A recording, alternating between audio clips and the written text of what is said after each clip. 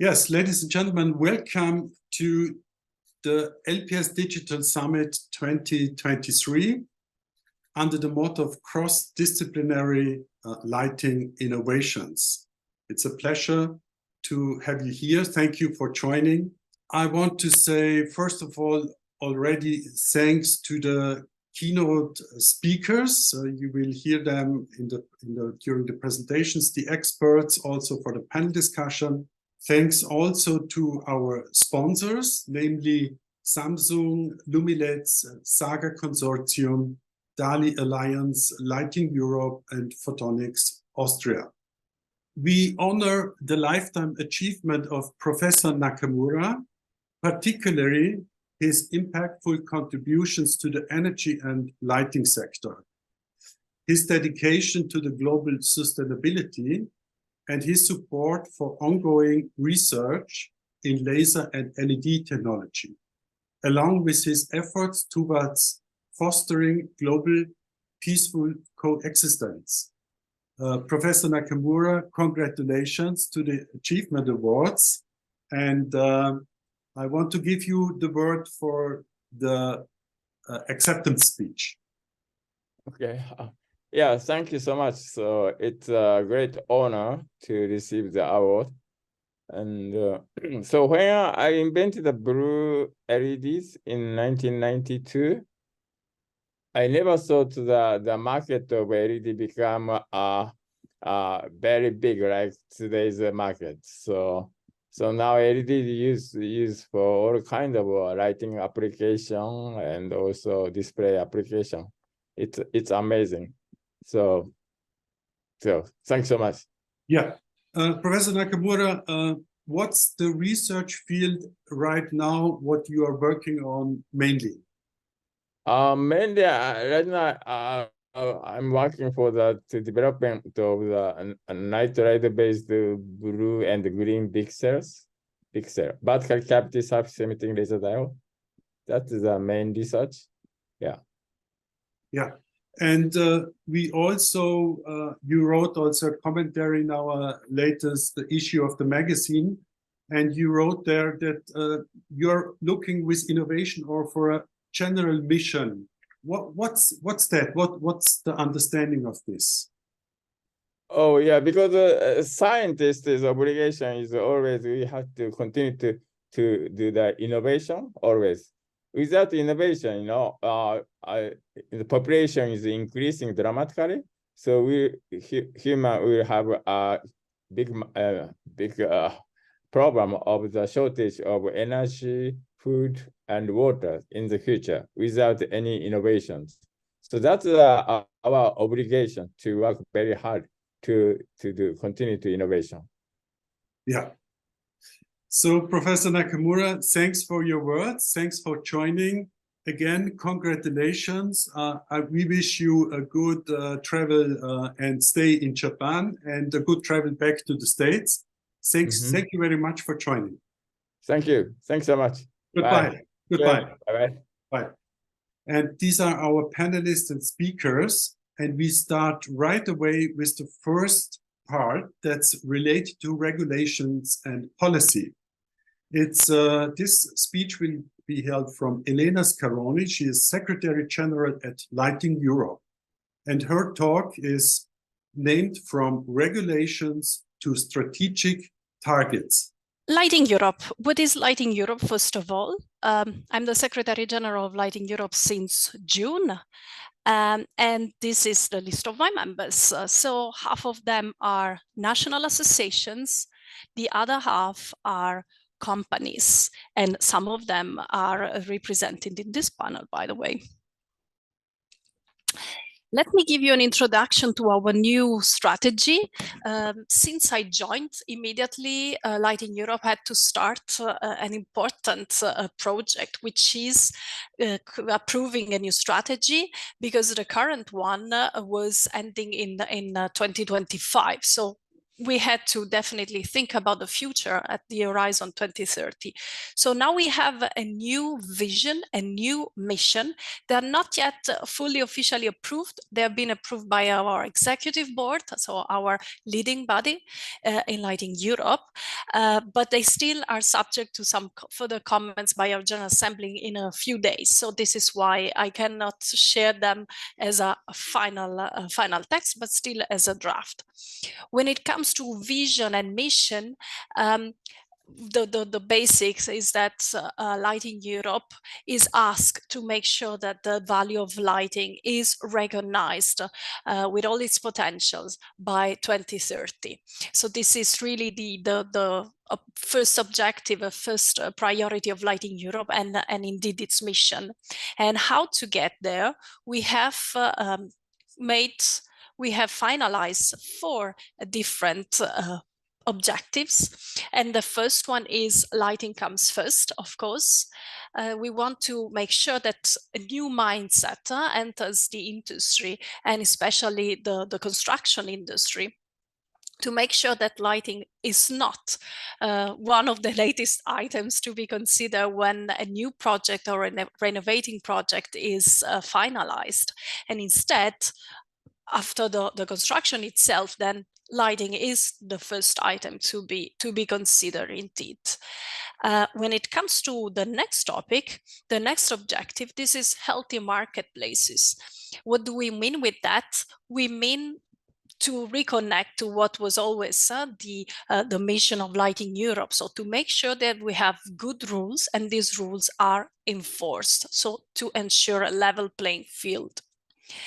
And then lighting industry is a global thought and technical leader. So even more than before, we want to play a proactive role, proposing indeed new rules, new actions, thanks to our leadership, the leadership of the European lighting industry. And then the last one, engage market players. Here we refer to the fact that we want to make Lighting Europe really a platform where the whole value chain can meet. And then we would like to involve in our association CEOs of our companies, because for the moment they're only relatively involved in the works of our executive board, to get from them recommendations and support. And we also want to be even more inclusive and look into small realities, so small associations and small companies as well. And more we see that indeed small companies are joining Lighting Europe. I'm referring, for example, to Stone Lighting and Waypoint.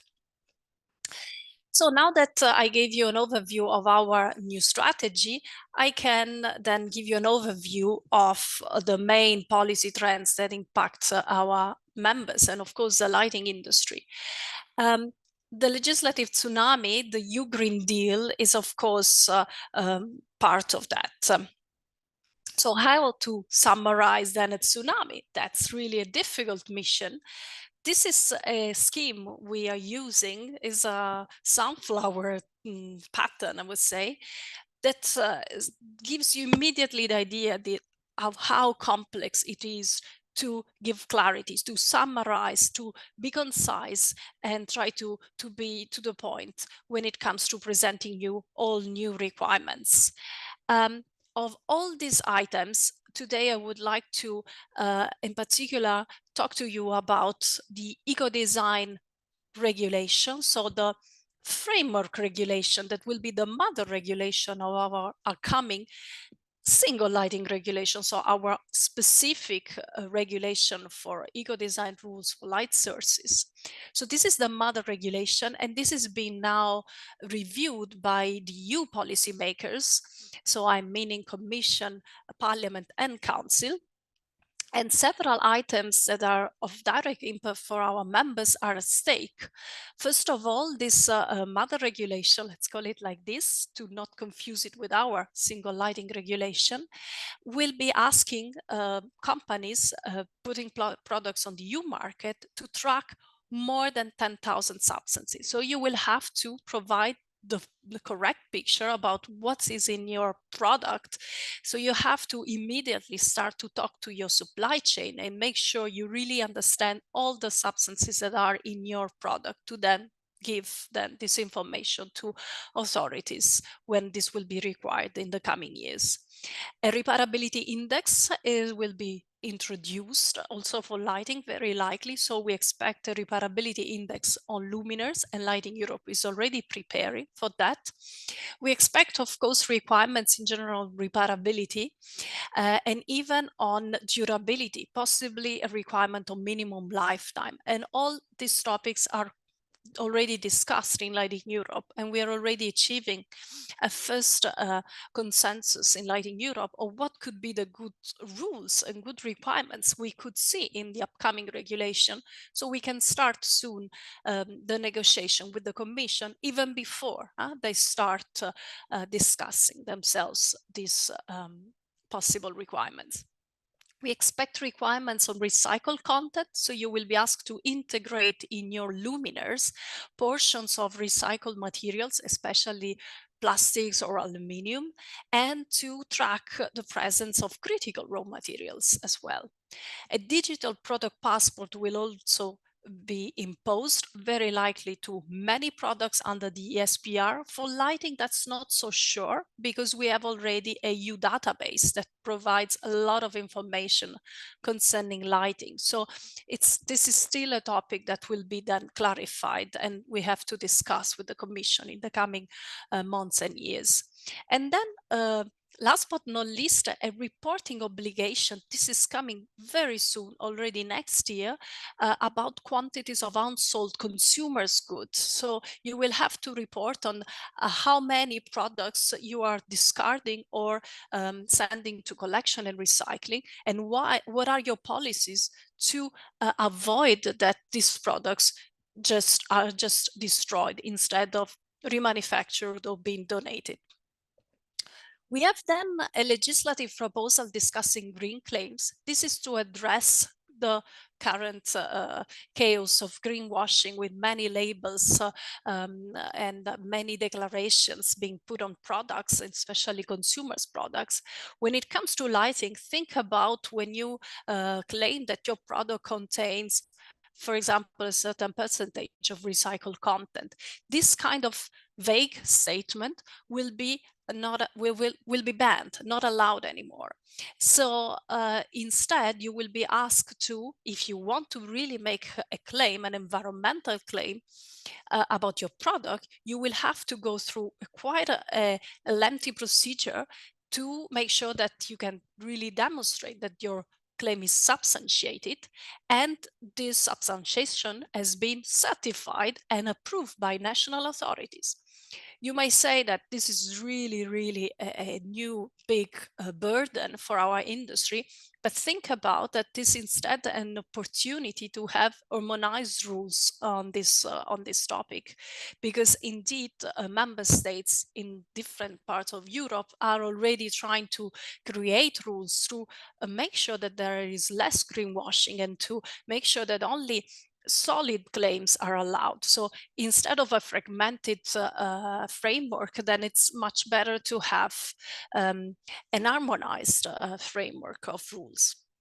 Of course, there are risks as well. If, for example, the Parliament wants to make sure that products that contain substances of concern cannot make any claim. Well, if this really includes also silver, copper, and lead, it means that none of our products will be ever able to make any claim. So we are trying to talk to the Parliament and Council and demonstrate that this is maybe going well beyond what they wanted to achieve. So indeed, on both topics, ESPR and green claims, we are very active, trying to make our point heard by policymakers. Empowering consumers, this is again like green claims, a legislative file addressing consumers' product. Here, this file is now been almost finalized, so an agreement has been found between the legislators at EU level, and a new label will be introduced on all consumers' products, and it will have to give clarity on the legal European and national guarantee, and even the commercial guarantee that you provide as a company on top of the legal one. And you will also be asked to provide information on the availability of spare parts and information on how to repair your product. Taxonomy is another one that is extremely relevant for the lighting industry, our members. Luminaires are currently excluded by the first Taxonomy Delegated Act, which is on climate change. And we'll have instead a lot of requirements when it comes to circularity, if by a second delegated act that will be published soon by the Commission. So Lighting Europe is working on this file to make sure that our views are heard and the luminaires are fairly treated. A last file I would like to talk to you about is the CBAM one. It's this carbon border adjustment mechanism that is about obligation to report on embedded emission of materials in your product, of materials that you import from outside the EU, in particular steel and aluminium are already in the scope. And then in the coming years, this is already applicable as an obligation. In the coming years, you will be asked to buy certificates, allowances to compensate the emissions of these materials in a central platform. So then how can you prepare for all of that? For sure, you can do many things. First of all, you have to know what will be required. So it's extremely important, of course, that you engage with trade associations to receive as much information as possible and the earliest as possible. You have to, of course, plan ahead, educate your suppliers, and then start to create system to manage all the data that will be required by the authorities about your product.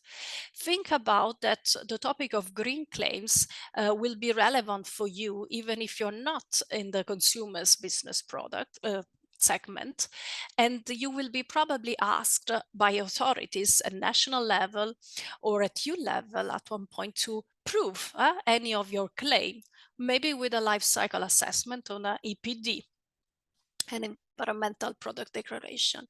And then, of course, you have to consider how can you differentiate your product from the others. And if you want to create a new label for you, then choose wisely, because this might be then not allowed anymore. So how to, in general, prepare? Embrace the change instead of refusing the change, and indeed engage with trade association. The last part of my presentation is about what can we do for you to help you with all these changes indeed. So Lighting Europe can do many things for you. First of all, we provide guidance, we give clarity and advanced information.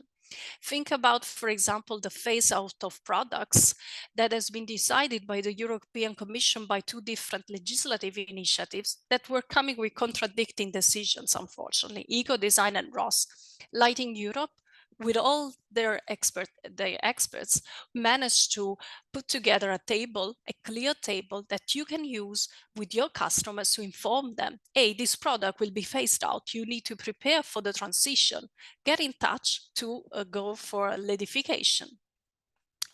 Many guidelines documents have been published by Lighting Europe, and they are available for our members, and some of them are available for everyone in the market.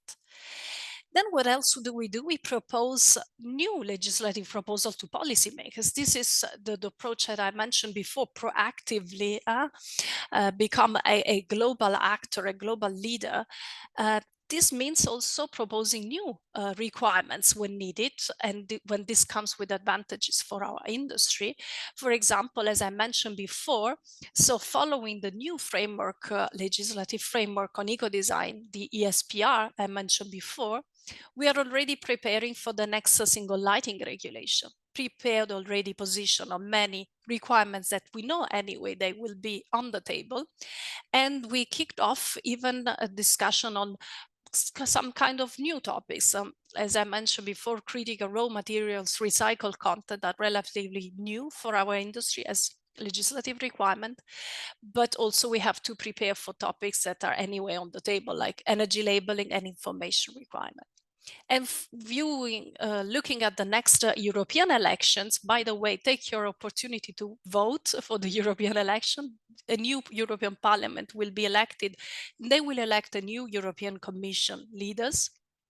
We are already putting together our request for our politicians. What else do? We ask policymakers to fix legislative proposals. We have been very active. This is just a list of success stories from 2023. We managed to influence legislation on green claims, on packaging, on construction product, and on the EPBD, Energy Performance of the Buildings Directive. Some of these files are still being discussed, maybe at the latest stage of negotiation. So I will keep you posted on the final results. And then, of course, we can also come with harmonization. This is an advantage of a European association. We cover different states, so a large territory. We can indeed promote harmonization when fragmentation exists. And this is the case of the work we have done around EPDs, so environmental product declaration, where we engaged with the program operator directly to make sure we have the best possible rules about luminaires. And we are already engaging in rules for components of lighting products, and engaging on harmonization, not only at the European level with different program operators, IBU Berlin and others, but also global level, thanks to the Global Lighting Association, the Green Light Alliances, and other global organization. Last point, we ask enforcement of rules, because many new rules, well, need enforcement. Otherwise, there is no more level playing field. And this is why we've been so active together with our partners that now include even NGOs such as Greenpeace on WWF, and the usual friends like the toys industry or other industry from the electronic equipment industry. We have been demonstrating that the issue of enforcement of rules is wide and dangerous, and engaged in several joint initiatives.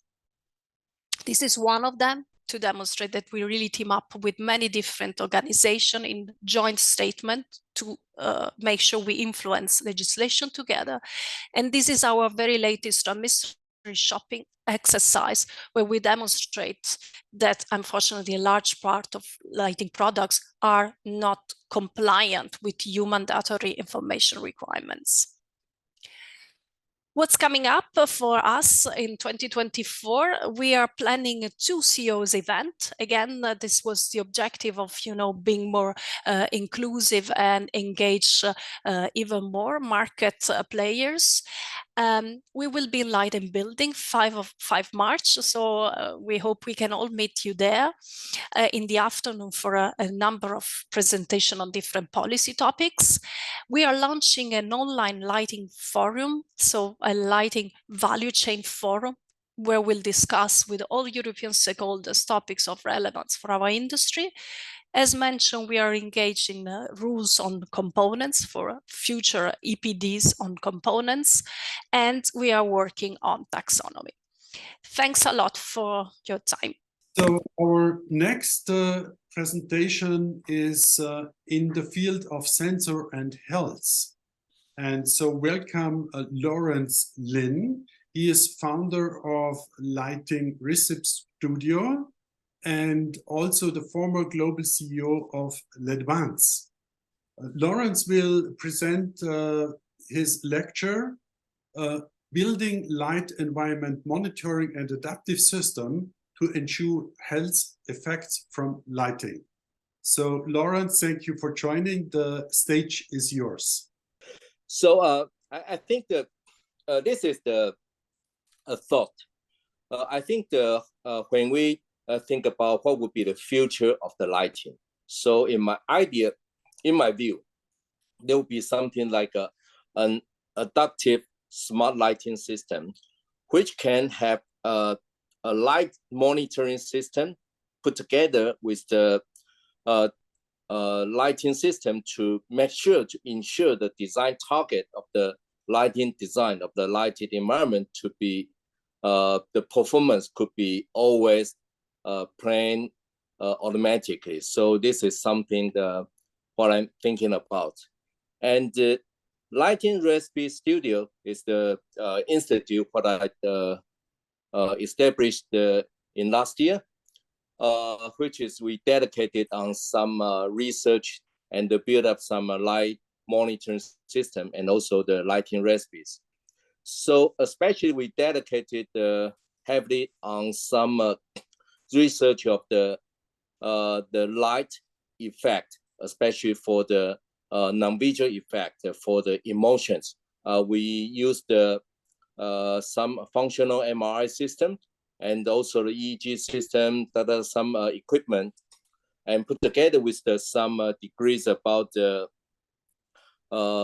spectrum, the frequency, intensity, timing, and duration. Put kinds of these factors as a lighting recipe, as a combination, to see if we use a very different lighting recipe, how will it impact to our limbic system and to have the different outcome as a limbic system score. And we know this as representing the different kinds of the mood, emotions. And we build up some dictionary, for example, that which use different like light color, different including the different white color, and also the different pure color, like different spectrum color, to see what will be the impact and the corresponding with our limbic system, and representing the different responding for the emotions, and see how can we utilize this evidence as an evidence base to create some lighting recipes to help the lighting designers, and also helping the lighting manufacturer to create some recipes which can enhance and strengthen the different mood, like to improve the productivity or create some positive emotions, and even can utilize for supporting the therapies. So this is I think it's a very good study, which I think we all know that circadian action factors already been like built up in the past 10 or even 20 years, but the emotion action factors by light is still ongoing. So we are very dedicated on kinds of these researches to build up the lighting recipes and translate to support the lighting recipes. So here, at the end, we want to utilize not only the lighting recipes, but also we create a light monitoring system. It means we install some lighting sensors in the space to detect, to indicate the lighting effect in the space, and put together with the algorithm, and have to see what would be the gap to the design target. Like now we heavily embedded with the well building standard, and see how can we utilize this light monitoring system, and comparing the lighting effect, and see the gap with the standard, and interact with the lighting system to make sure interact with the lighting system, and doing the compensation or decompensation to make sure the real-time lighting environment could be complied or be sufficient to the standard, and make sure we can have the system run automatically. And also, I think this can refer to well-building standard, but also can refer to different kinds of like a visual art or different kinds of lighting effect design. So this is also, I believe, would be the future of the lighting system, that we, together with the lighting sensor, together with the lighting fixtures and the control system, and put together with the algorithm, or we can say it is the lighting recipes or lighting effect, this and that, and together with the operating system to enable light really be as a service and run automatically. So the key of this system, it will be a sensor-driven and interactive lighting system to ensure the lighted environments meet the design targets in the real time, and embedded with the, like I mentioned, different standards such as the WELL standards. So we know that in the future, all of the connected or electric devices probably will be all put together with the to be IoT devices. So we need to understand and defining the new role as a lighting company in the. So I think that we need to define our role of the lighting in the connecting world and position ourselves to be an IoT company, which is dedicated providing the value-added light as a service, or in the IoT world, they say this software as a service, and by the smart product portfolio, which is including the hardware and the firmware and also the software. And this is the whole overall lighting system and will be the future. So I think if we look back to where we're coming from, I think the artificial electrical lighting have been invented and mass produced for more than 140, 50 years from 1870s. So we can say that the fluorescent, incandescent, low and high pressure discharge lamps, these kinds of the artificial electrical light source is the lighting 1.0, which is all analog. And we are luckily, we have a solid state lighting, which is the mainly dominated by the LED and generated by the purpose for the energy saving. So we can say that this is starting point for the solid state lighting, which is generated by the energy saving purpose.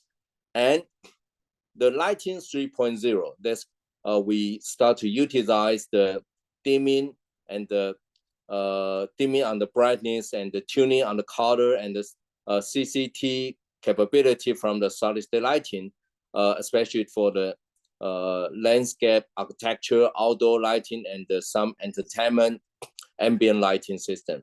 But in the future, I think put together with some, especially for the human-centered lighting, for the light and the health purpose, then we can make the smart lighting to be more essential. And I think that we know that light is crucial for our life. But today, most of the lighting environment is too dark in the daytime and too bright in the nighttime. So we need to build up a brighter and darker, brighter in the daytime and darker in the nighttime. So we need a dynamic lighting system, which would be coming from a smart lighting system. So this really, the human-centered lighting, the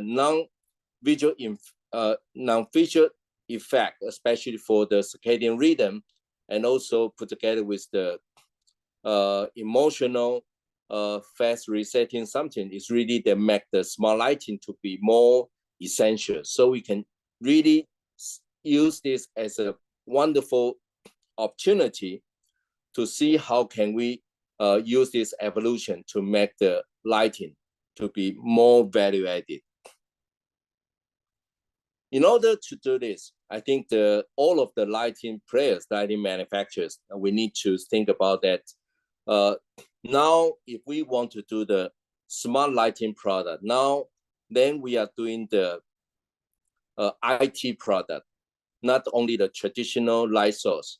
So we need to think about it, consider all of the product face in, face out, and the product portfolio management as an IT company. And then we need to build up a partnership management. First of all, the platform, and we need to have the consumer portfolio, professional portfolio, and enable the capability, compatibility with the different partners, especially for the access with the different protocol, and creating the best in the class users interface and users experience. And also we need to really reshape our innovation together. My ideas, we need to focus on these agendas. Number one, dedicated on the light source and optics design, and also the product ID design, and the sensor control systems, and also the lighting recipe. We need to consider how the end users and how the lighting designers using the light.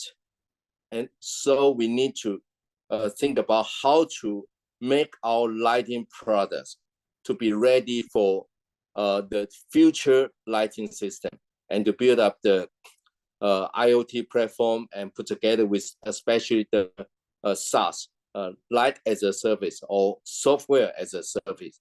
And maybe if we're big enough, also we can create a PaaS, platform as a service, and coordinate with some stakeholders. So at the end, we would have a full range smart product portfolio. So we need to make all of our products, from the devices and the recipes, to be ready for smart lighting. So I use the, I think that many people have seen this pie, this map. This is from the left hand. So the traditional lighting to LED lamps, and to professional and consumer luminaires LED.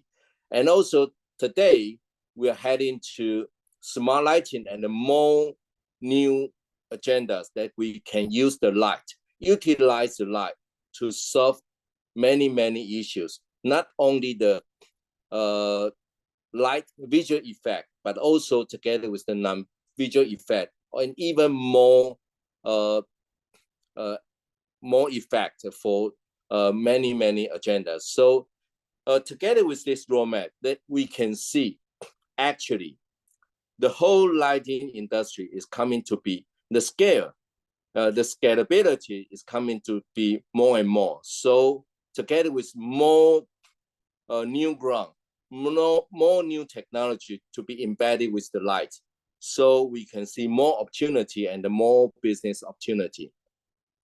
So today, we are doing the lighting, but we have very limited access to the end users, and we lack of the transparency on users' experience.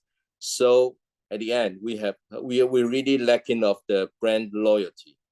But in future, together with the connected technology, and together with the light as a service, and put together with the essential value-added service, we can really redefine the role in lighting industry value chain. It means we can have a direct access to the end users. That's before we cannot really have it. And we probably can have the real-time feedback on users' experience, but we need to be compliant and also be licensed from the end users. Then we can have more and clear feedback on the user's experience. And then at the end of the day, as an outcome, then we can be better to build up the brand loyalty and to build up a more better product for the end users. And here, I have a bold proposal, which I think want to share with you.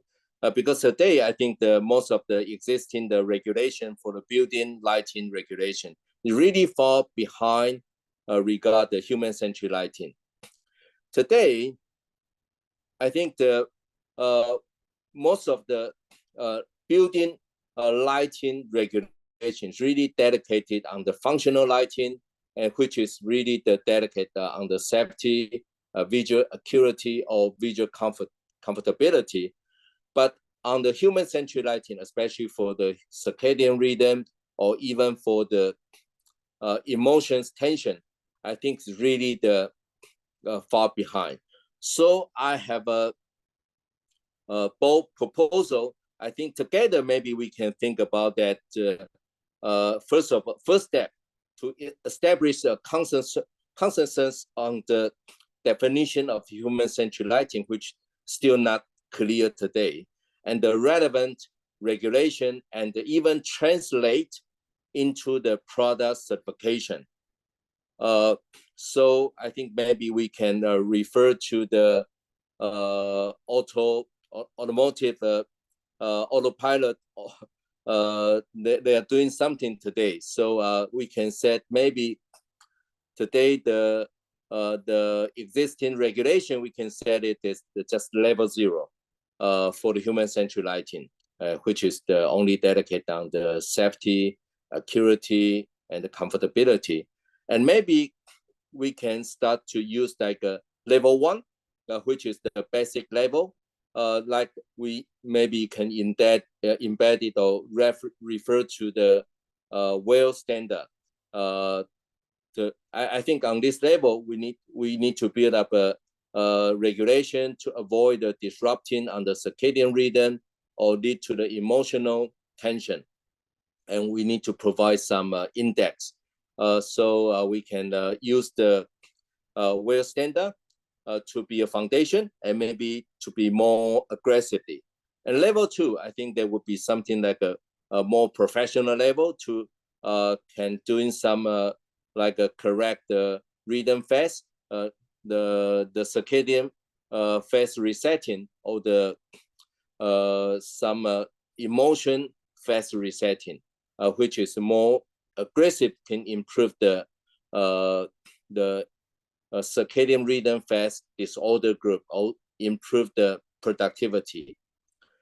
And the level 3, I think there would be some medical level, which can doing the healing and the repairing the various health issues, like which have a high impact from light. But definitely, I think this is maybe should be have more clear regulation for different levels, who and whom to produce it, and the criteria, this and that.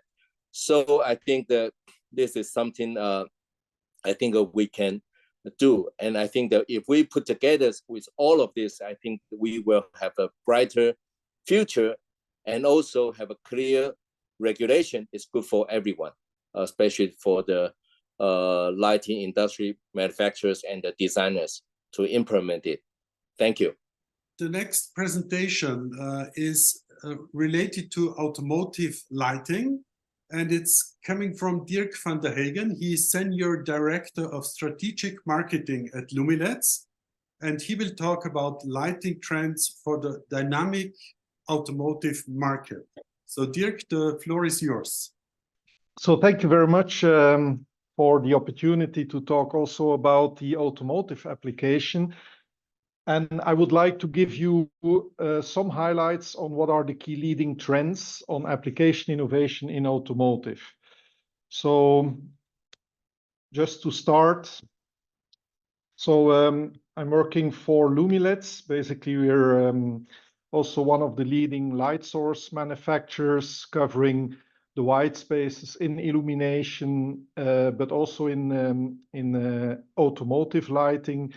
And for that, of course, we look also into synergies across applications, as the portfolios are quite wide, but have their dedication in each of the sub-applications. So we're operating worldwide across all regions with 8 factories.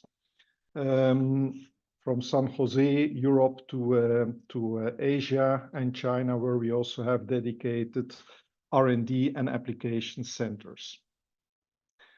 So to deep dive now into the application trends, I would like to give you the highlights on what are the leading trends in automotive, currently what we see already ongoing in the market, and what are emerging trends which we do not see yet on the road, but which are upcoming.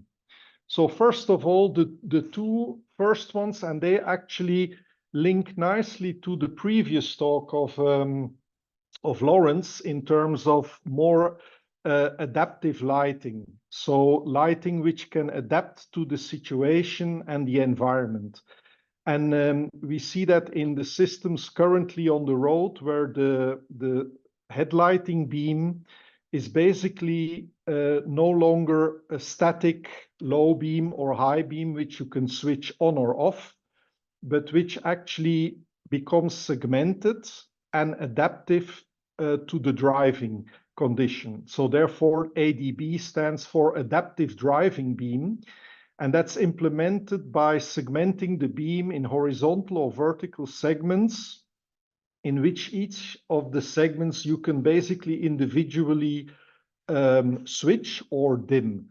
And in that respect, it offers you a field of view where you can on demand highlight certain areas of interest, or also de-glare oncoming traffic or blind out certain areas. And the ultimate trend there is to go to a full digital beam, and that's the high definition digital headlighting beam, where actually every segment ultimately becomes a very small angular zone, and that can be created by really fully digitalizing your lighting beam into pixels, and then addressing each point in the field of view of the driver, and you can address then each of those points. I will show you some example there and the related solutions for that trend.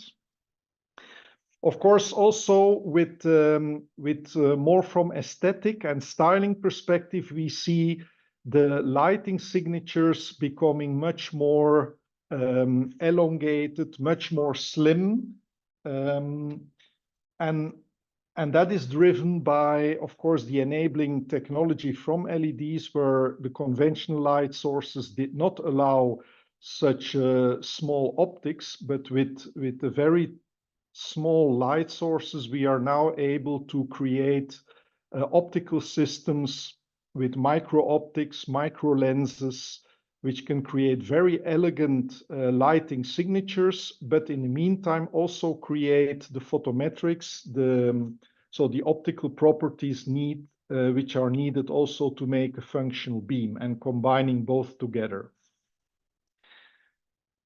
Next to this styling and perhaps more the premium end of the market, we now see clearly we have the LED penetration reaching far beyond the majority of the market. So we're in the late majority of the market, where now the full mainstream market segments are being addressed, and they need to be addressed with very cost-effective and scalable solutions. And linked to that also the demand for recyclability, reusability across platforms, and also in case of a potential failure or an accident, not to waste a full headlamp or rear lamp, but to be able to reuse or to recycle parts of it, or to repair ultimately the headlamp with a new module. And you get a demand from car makers for such type of simple plug-and-play type of replaceable modules or bulbs for the main functions. And again, on the styling part, the trend for more car body lighting, so expanding the lighting functions from the conventional four corners of the car, where the lighting function used to be, to basically wrap the light around the full body of the car, so 360 around the car. the rear applique stretching from coast to coast, like we say, but also in the front, the grille area, which basically becomes redundant as combustion engines get replaced by electric cars, and that area of cooling for the combustion engine is no longer needed. So that's new real estate on the car, which can accommodate new functionalities as sensors and lighting and communication.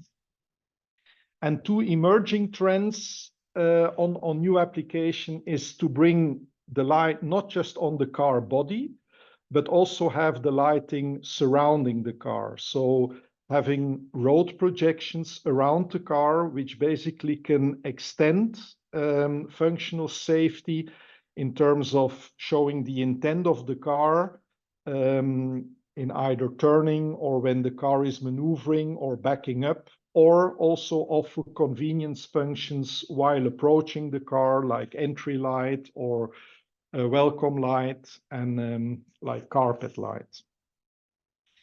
And last but not least, with the trend not just for electrification, but also towards autonomous driving, the intent of the car to communicate with other road users like pedestrians, bicyclists, and other cars is to not just illuminate the road or give signals, but really communicate with the other participants by means of communication displays and interact with the surrounding. So also here you see a lot of the adaptability, the digitalization of light. This is really key in automotive, and you see also the whole electronics architecture of future generation cars, electric and autonomous cars. They will control the light much more instead of having remote lighting modules. There will be more central zone controllers or a central domain controller controlling the light all around the vehicle. So you could say lighting on the vehicle becomes like, the car becomes like a big display of which each light source is a pixel which can be fully addressed by software. And of course, steered by the sensors around the car and giving that intelligence then and calculate the required lighting scenario you want. So now I want to give you some examples of lighting solutions which address those key trends. So on the digitalization of light and the adaptive beam, here you see examples of how this is being realized in systems. So making the beam more adaptable, more segmented, that can be done in the example shown here at the bottom in addressing an array or even multiple row arrays or full matrix systems where LED chips are placed very closely together.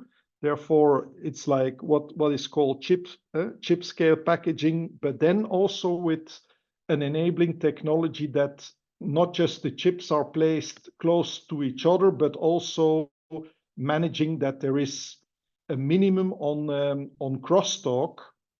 So you have a very high contrast between switching on or off adjacent pixels. And as such, you can realize a fully adaptable driving beam. And if you put that to a next level, then you reach ultimately the full digitalization of the beam. And here, the LEDs are no longer pick and place together towards an array or a matrix, but actually you get a larger monolithic light source, light emitting area, which you see here in the device picture. And that monolithic light emitting area is fully segmented with a higher resolution micro LED. So each pixel here, there are 20,000 pixels on this device, and each pixel has a size of about 40 by 40 micron. and each pixel can be individually addressed, and the whole light emitting area is immediately direct imaged to the road, so you can make basically any beam shape you like.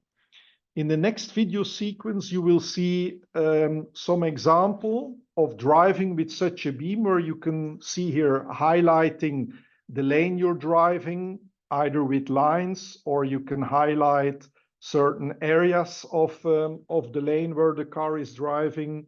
You can project potentially symbols on the road, or highlighting certain areas, and then driving to with the full beam pattern. So you see here the low beam with the cutoff line. In the middle, you see the high intensity area, and from time to time, you see these elements being highlighted, which can be obstacles or signs.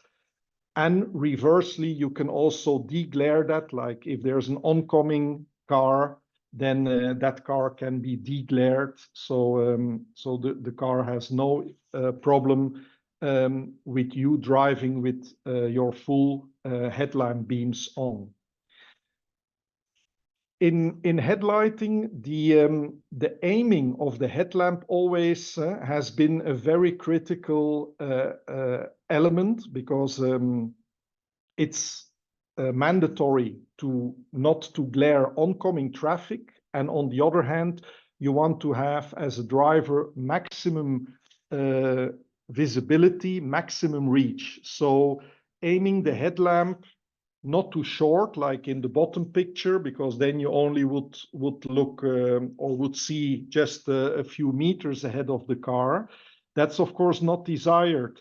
The middle picture showing basically that your beam is reaching too far and potentially glaring oncoming traffic when the beam is aimed too high.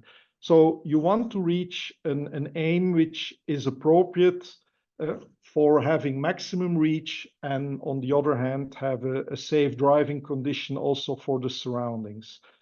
Now, making a translation here also, what can we learn from such systems, optical systems and alignment systems from automotive to potentially illumination? Imagine you put this application not horizontal, but you put it just vertical. And perhaps you see where I'm heading to. If you apply such an optical system to, for instance, like facade illumination, and you apply exactly this beam control onto a facade illumination, you can shape the facade elements almost on demand. And with the examples of adaptive driving or digital beam, you can fully make dynamic beam patterns. You can cut out windows or pillars or door openings where you don't want to have light, and other elements you can highlight. You can make it dynamic by certain sequences which are then programmed by software. And managing the leveling and the cutoff line, not to glare oncoming traffic, is actually, you can use this type of optics and optical control to also minimize the light pollution. So basically the pass-by light, which is not hitting the building, but which is then lost and creates light pollution. So creating cutoff lines around the building so that a minimum of light, or ideally no light, is wasted around the building. So there might be good learnings and applications to translate such optical systems and beam dynamics from this application area to potentially other general illumination areas. The slim headlighting, here you see an example of very narrow optic systems. So the lenses have come down typically from 50-60 millimeter diameter historically down to 20, and now we see state-of-the-art lens designs which go even lower to around 10-15. Even it's possible to go below, but we need to be careful again for glare and not to have too high bright spots. but you can make very narrow optics. So combining lighting signatures with really photometric optical design. And for that, very bright LEDs, so which have luminance values of like 200 meganits.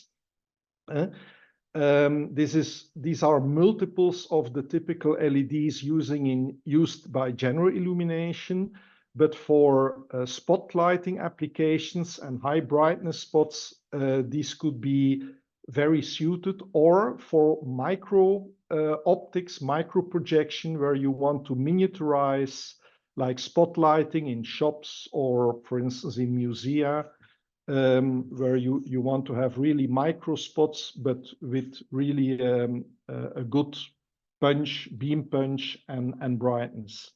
So clearly also here, I think there are quite some synergies in optical design and light sources to use across applications.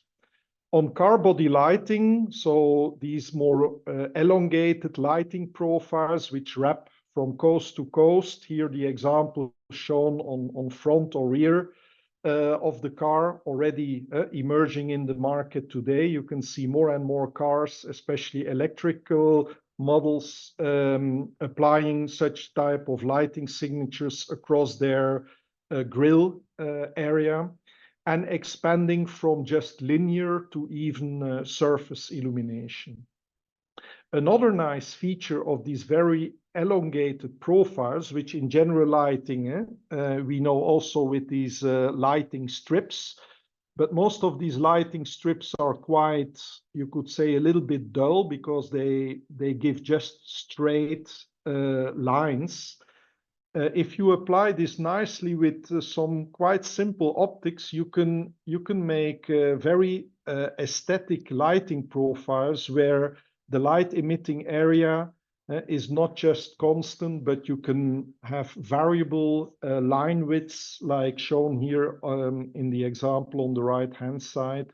And you can create more aesthetic luminaire designs, which have really differentiated design aesthetics. On the lighting surrounding the car, so surround projection, also here, as we talk about very small projectors, which could be embedded in the car body. Also here you see typically very high brightness, high luminance LEDs combined. This could be an array of white or amber light, depending here for the safety functions on turn or backup lights. And you can add dynamics. So for instance, the example on the bottom of the slide in the middle, where you see the small animation when the car is backing up on a parking lot or in a garage, you can make these dynamic patterns showing the intent of the car to pedestrians or bicycles. Or on the right-hand side picture, also creating certain safety distances around the car when the doors are opening of the car, so to alert, for instance, on bicycles which would pass by the car and so on.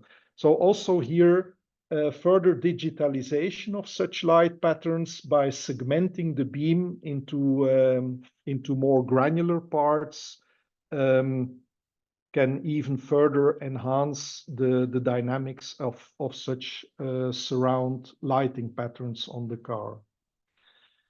And on the trend of communication and interaction, so communication and information displays.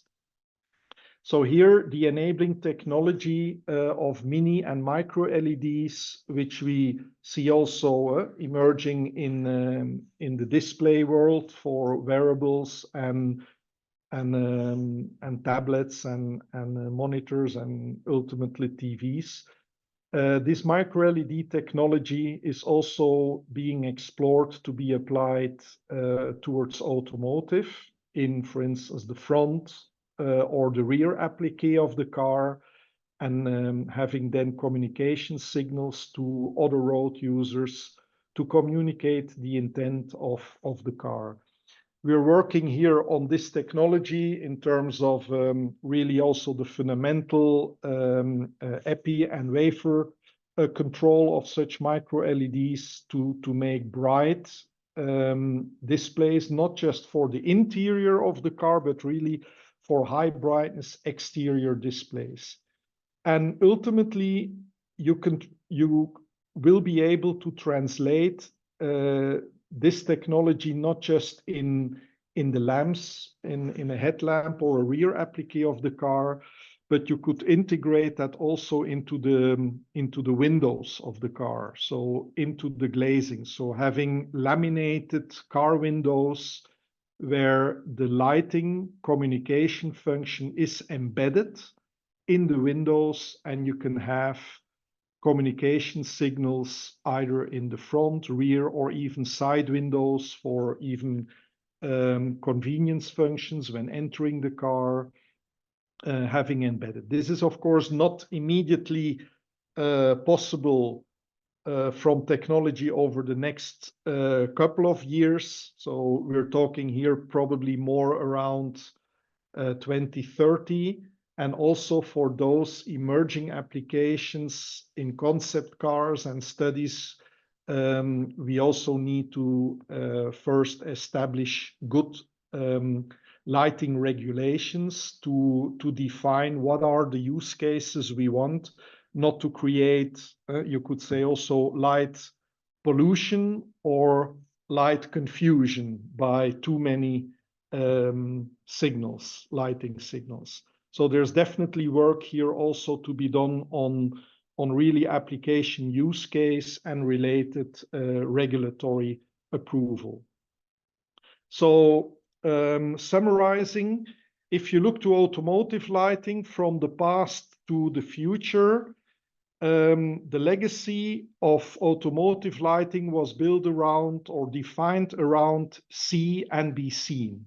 So to see, mainly for headlighting, and the driver wants to see its surroundings, and to be seen for safety, the car wants to give signals to other cars and road users on what is the intent. And this paradigm of seen and to be seen is shifting now and in the future more to sense and communicate. So from just seeing and switching on or off the light, it's complemented with sensing the environment and being adaptive to the environment, and then steer the intelligent lighting system with the appropriate digital beam functionality on demand and customized. And be seen is being more translated to communicate and interact between the vehicle and its surroundings. And ultimately, those elements come together in what we call then the future intelligent and connected vehicles, which will move in the next decades to become more electrified, more autonomous, and more connected. So as such, I wanted to give you a quick overview of automotive, and I hope I triggered you on some ideas which could have synergetic benefits. Thank you very much. Yeah, so next speaker is also covering this topic from the general and automotive lighting field. It's Xavier Dennis. He is head of technical support and marketing at Nichia, and he will talk about bridging technologies in general lighting and automotive lighting. So Xavier, the floor is yours. Thank you. So I will have some presentation about bridging the technologies in general lighting and automotive lighting. I think the previous presentation from Dirk was quite good because it's complementary to what I will show. I obviously, as a Nichia, as an LED maker, we also have products for automotive, and today's I didn't want it to actually give you the full insight of all the products, but more discussing the application. So both discussions or both presentations are really complementary. Let me start first by going through a quick agenda. So I will explain to you quickly where are we at Nichia, especially regarding the current update of the company. Then I will go into the trends of general lighting LEDs, maybe moving into automotive. There is several topics for it: interior of cars, exterior of cars, ICI, human-centric light. And then after, I will move to the opposite, maybe how we can use some application in automotive that could be contributing to general lighting. Let me first start with a small explanation about our company. So Nichia is located in Japan. It was established in 1956. Our current president is Mr. Ogawa, and we have roughly 9,500 employees. The products that we are developing at the moment is based into 3 pillars. The first one is the optical semiconductor. So that's include LEDs product, so for general lighting and for automotive, and also laser diode. We also have a chemical and phosphor department, and we have a third pillar, which is on the development of lithium-ion battery cathode material. For last year, our revenue was roughly around 3.2 billion euro.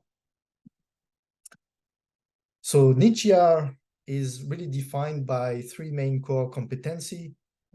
What we first call the advanced chip technology, so the chip development, so the LED die itself is done in-house. We also have our phosphor converter technology. This is where we are developing, obviously, chemicals for the LED. And then we are repackaging the chip and the phosphor together into packaging technology. So either apply for the general lighting market or apply for the automotive market. Sometimes we do have packages that are really in between. The current trend in general lighting is still obviously as what we call LEDification. So where we see from the bottom, let me just put up my pointer. Obviously, energy saving, power consumption is still the main in terms of pushing LEDification. LED have their place in this market where flux is important, lumen power is important. Nevertheless, there is additional added value that we can bring to focus on growing the LED market in general lighting. And those comes with already like packaging of LED.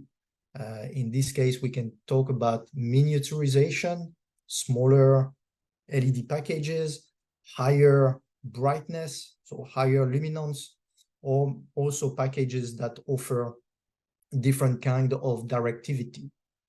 A third layer that we see, which has been coming now for several years, which is the quality of light. We call it obviously CI, so ICI. There is a lot of solution nowadays on the market, solution that reach already CI almost close to 100.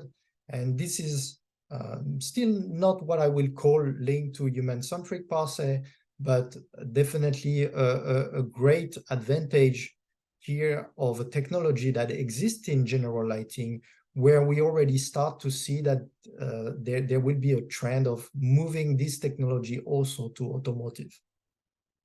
The last part, which includes the new features, this is where the lighting for well-being, everything related to the improvement of the circadian effect for the human performance. Obviously, this is related to spectrum technology, or at least that's how we position it at Nichia. And the main developments that we are doing are either related to the LED die or related mainly to the different phosphor we can propose. So either a combination of phosphor, like in terms of tunability, or specific phosphor according to specific application. Either we focus on, for example, performance, responses, or we can also focus on productivity of users. And in this case, the artificial light that will be developed will have a specific phosphor to be included in it from a light source point of view. If we look at ICI for automotive, it is actually a trend nowadays.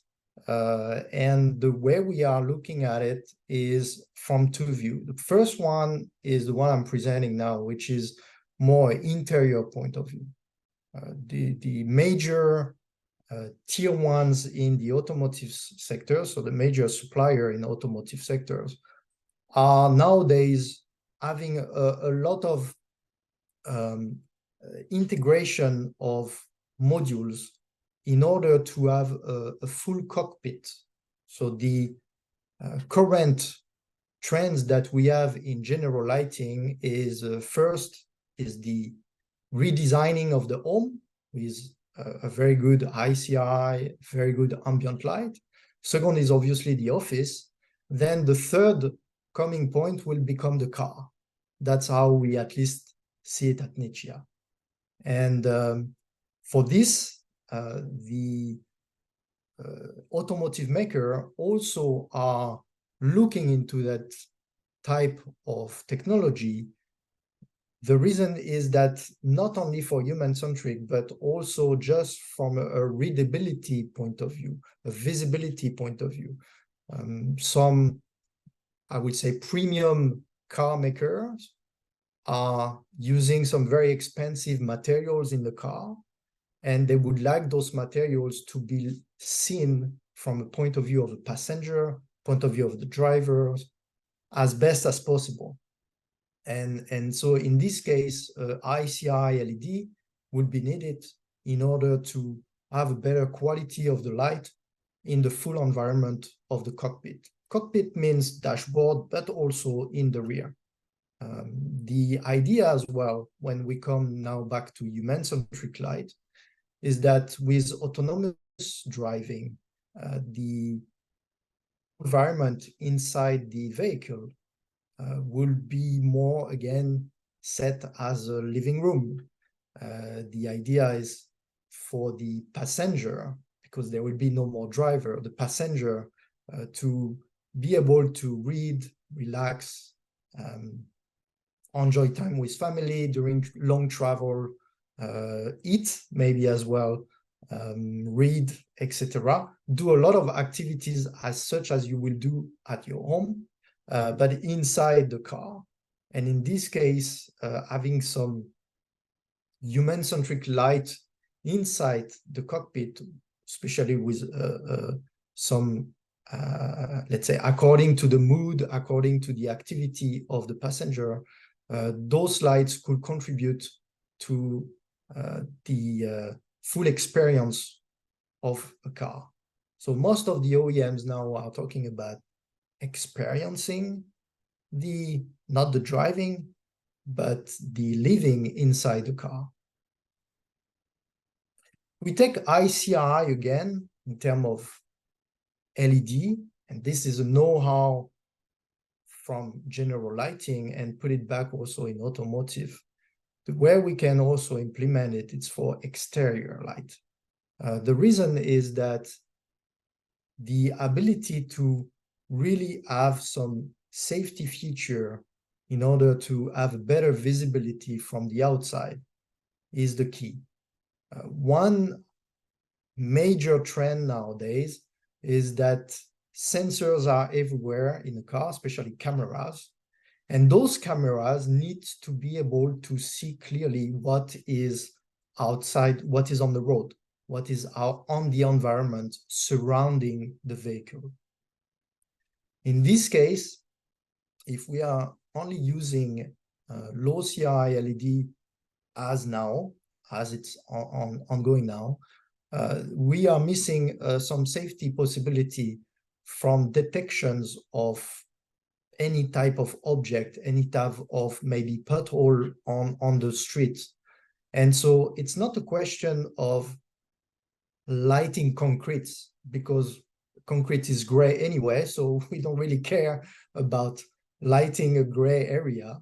But what is important is more to be able to detect clearly any kind of damage, obstacle, etc.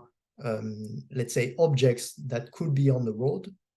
And this information could be read by cameras and then reapplied back to the car itself in order to avoid it. So ICI, which is already very well implemented in general lighting, has not yet been fully put as a standard in automotive. So that is something that we see as a trend that is coming. I remember giving a talk in 2018 at LpS, and at that time the trend for general lighting outdoor luminaires was to really move from CI 80 to CI 90, and we could see this trend already moving slowly. Now we definitely have more than 50% of the luminaire already moved to this higher CI, and automotive is only starting. So that is just a starting point for that technology to be applied. So in terms of general lighting, there is a lot of know-how, a lot of knowledge that can be applied even as a luminaire maker. There is a lot of transfer that can be done to the automotive market. Tunability as well. This is something, again, very common in the general lighting. We do have the knowledge now for years, and it's only, again, reaching out the automotive market. So again, as a transfer know-how, there is a lot that we can contribute, us as general lighting engineers, to transfer those knowledge to automotive. One thing that we see, again, going back to this living space inside the cockpit, inside the vehicle, is that the controllability of the light source is important. And not only this, but if we apply an extra level with the human-centric light, so having a tunable light with specific spectrum for, let's say, human-centric, so specific spectrum for human-centric light, and also standard white light, then the ability to change the mood inside the cockpit is very important, especially for premium car makers. They would like to have this aspect of sometime being into a working environment and change the mood with a lower CCT, for example, and become into a more relaxed environment. So that's the trend we are seeing, especially nowadays in the European market for premium cars. We obviously foreseen this with a more standard application once car will become autonomous.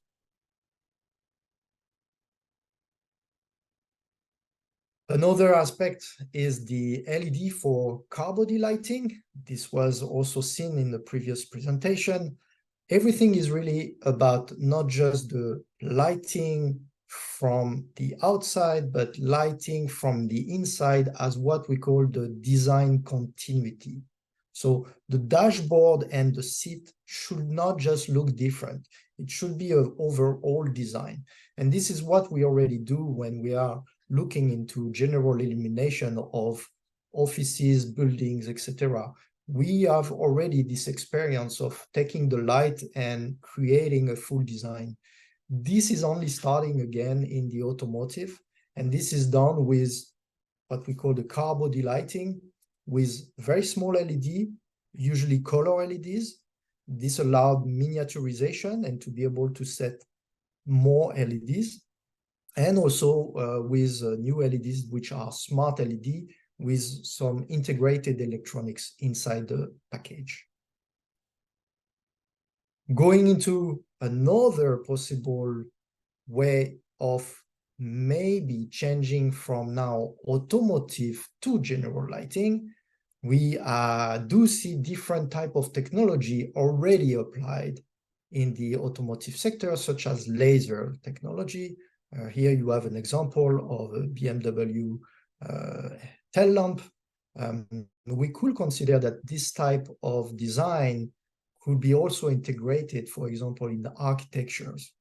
That will need to be checked, obviously, on the type of laser to be used, etc. But there could be a new way of designing, let's say, buildings or part of a luminaire with just laser.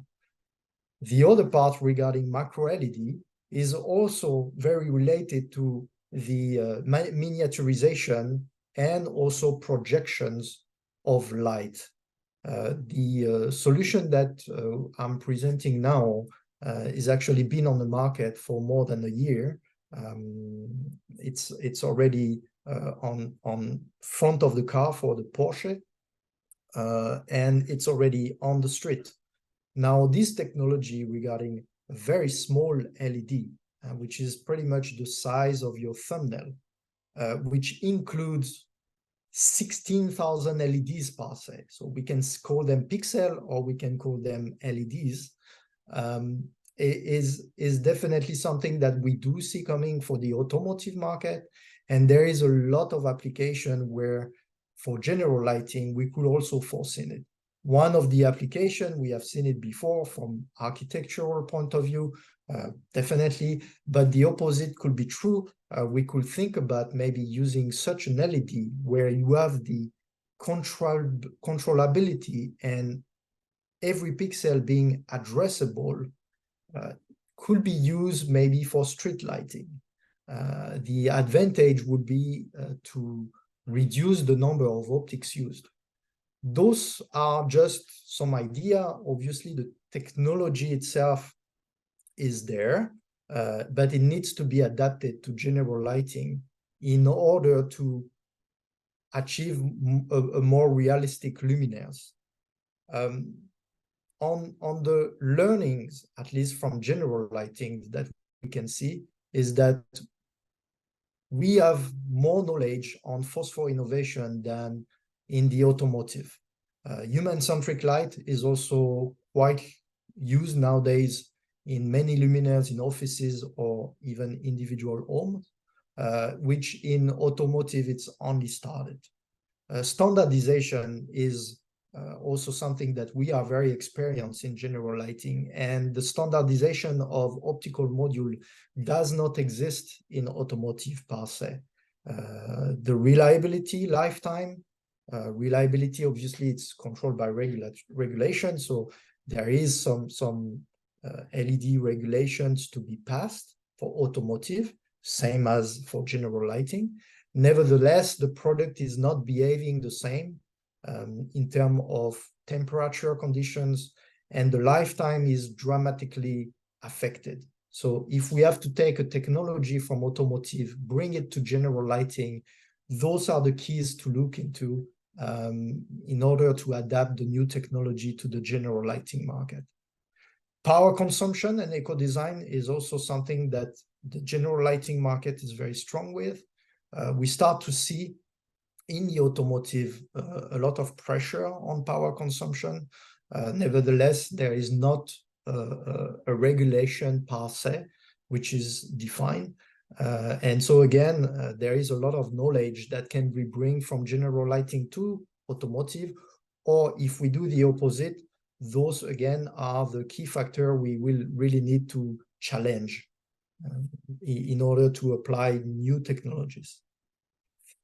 Last but not least, very similar to the previous presentation from the speakers, smart cities with smart vehicles. Yes, it is there, it's coming. not just because of electrical vehicle and not just because of autonomous vehicle, but if we look at how those vehicles will communicate, the smart cities also need to be there. So without the infrastructure, just the vehicle itself will not be able to communicate with either pedestrian, vehicle to vehicle, or vehicle to the infrastructure. And the infrastructure on our side is definitely made by the general lighting light. So smart vehicle with electronic architecture that would be centralized will need to somehow being able to communicate with smart cities, maybe also with some kind of centralized unit where the information can be shared. The applications are enormous. One of the positioning, obviously, that we should always take is safety. And I think when we're talking definitely about automotive lighting, this is the first term that comes in mind. Safety is the number one. And this communication between general lighting technologies, automotive lighting, I think will bring or will enhance the many more possibilities in terms of innovation. So thank you very much for today. And let's hope you have some questions for me later on. Thank you. So our next speaker is Grigory Onushkin. He is LED expert and scientist in solid-state sources at Signify Research. And he will present Signify L Prize winning luminaire in system. I think that's the first time you mentioned that Signify is presenting that in an oral presentation. And we are very excited to have you here and to see the results of the L Prize luminaire in system. So Gregory, that's your turn. Yeah, I would like to start with introduction to Signify. Maybe some of you don't know our company yet. Welcome. Basically, Signify is #1 in conventional lighting, LEDs, and connected lighting. We are already offering more than 100 million connected light points. Means we also very looking forward to connected lighting and even extending it to connection with the cars in the future.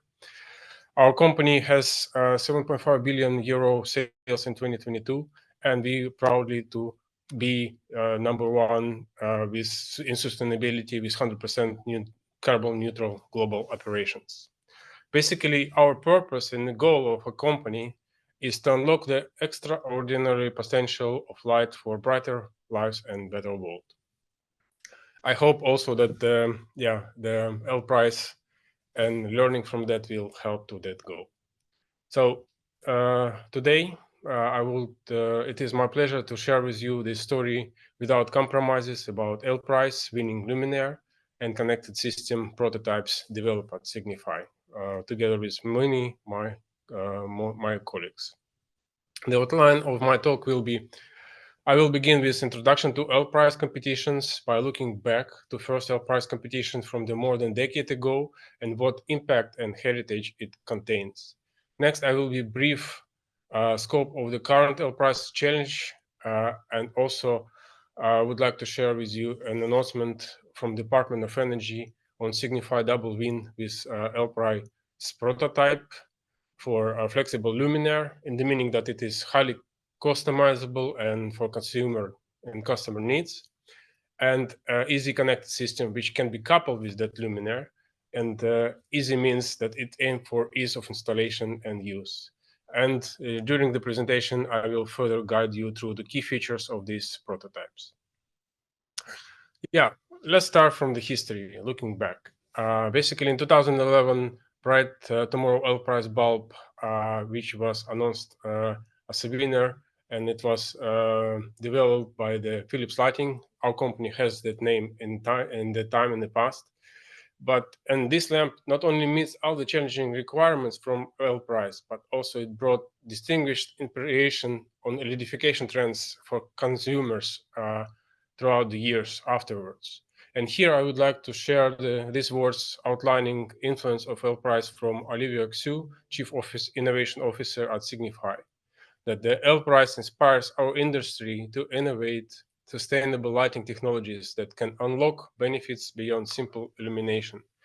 It began with this first competition in 2011, in which we delivered a breakthrough in energy efficiency with LED replacement for 60-watt light bulb. And basically, first LPRISE lamp was inspirational for all over the world, mentioned in multiple articles, journals, and publications. For example, Times Magazine listed it within the best innovation of 2009.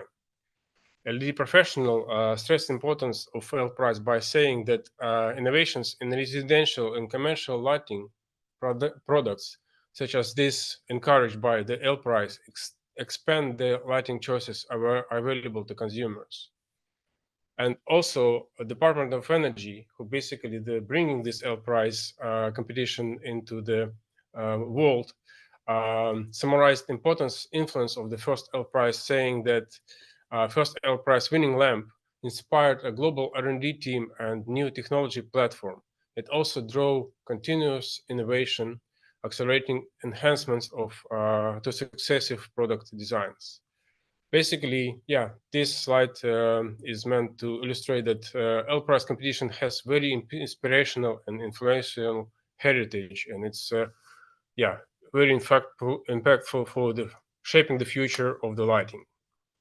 And now the new challenge brought to us by LPRISE with aim to bring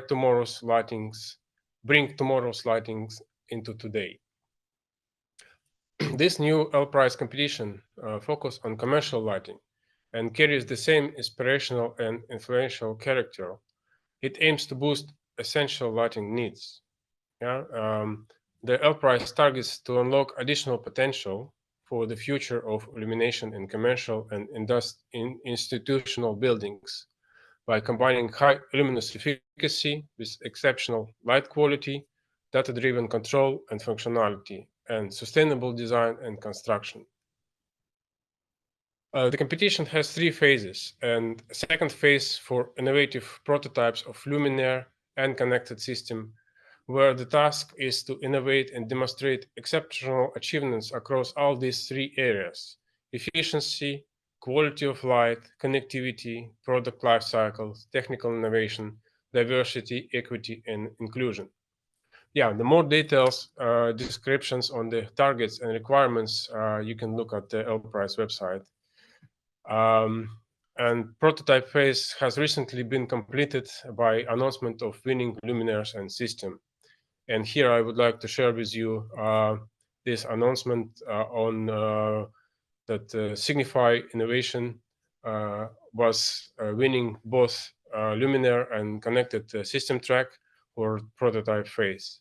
And also here I would like to quote DOE remarks specifying the key and essential aspects for these winning prototypes, and later in the presentation I will be going deeper in key functions. So the Signify Innovation developed a modular luminaire with groundbreaking efficacy balanced with excellent color quality and novel optics that offer good light distribution with reduced high angle glare. The highly modular design and lightweight form factors provide flexibility and potential sustainability benefits.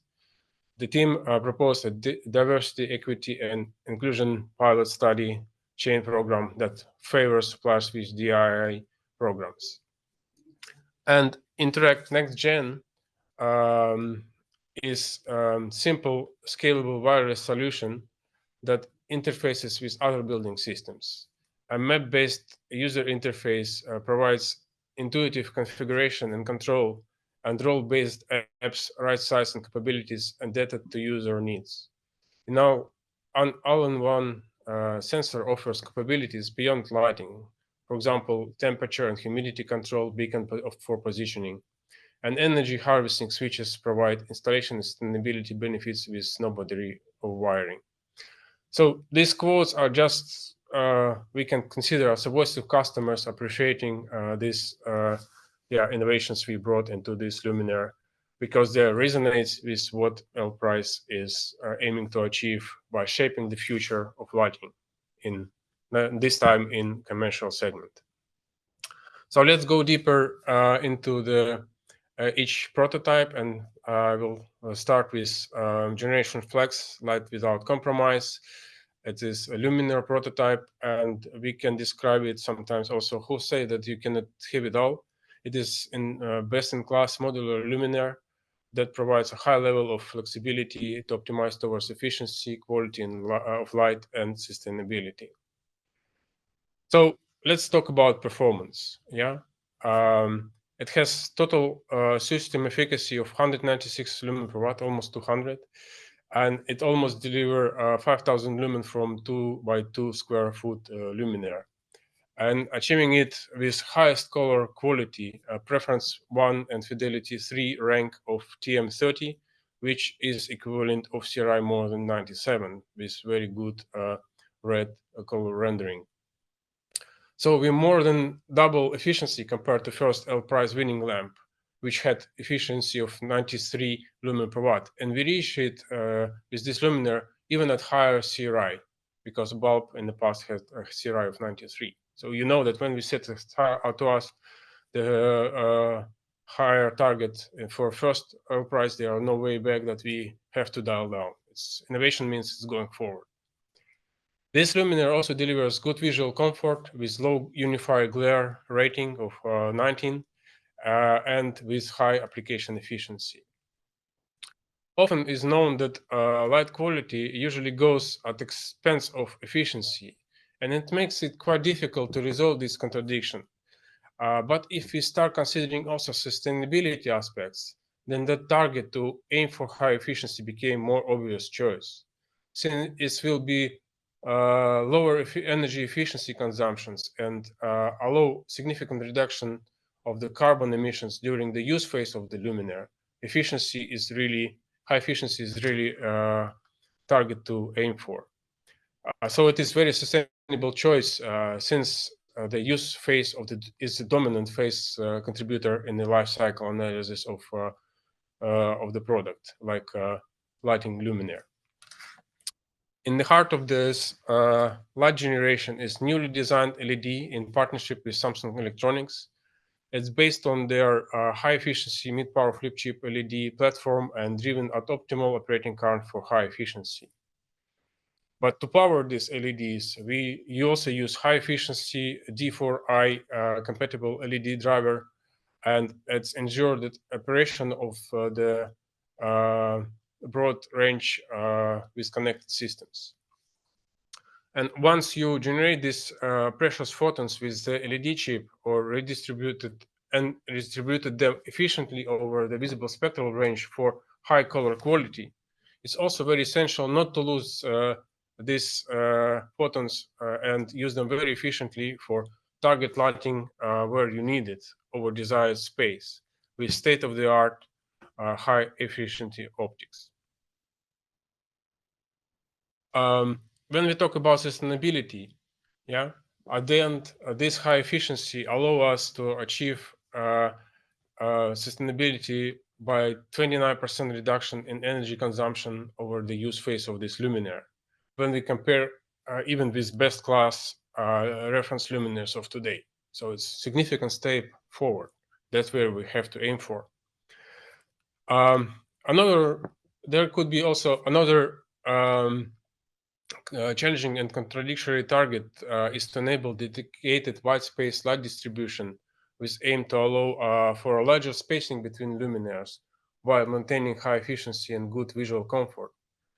But also aiming for a larger spacing between luminaires is a sustainable target, since this will allow us to use 50% less luminaire in a room, which means less materials and lower installation effort for customers.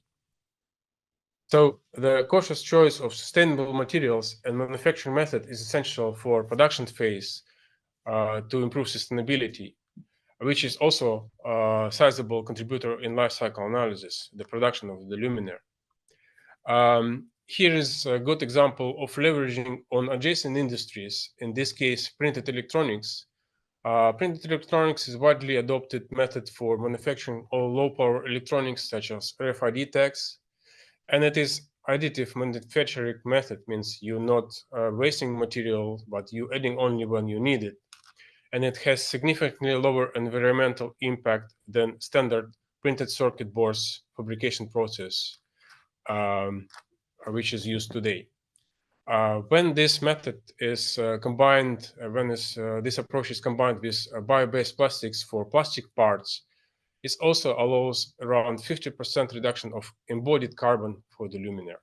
Also very sustainable target to achieve and aim for.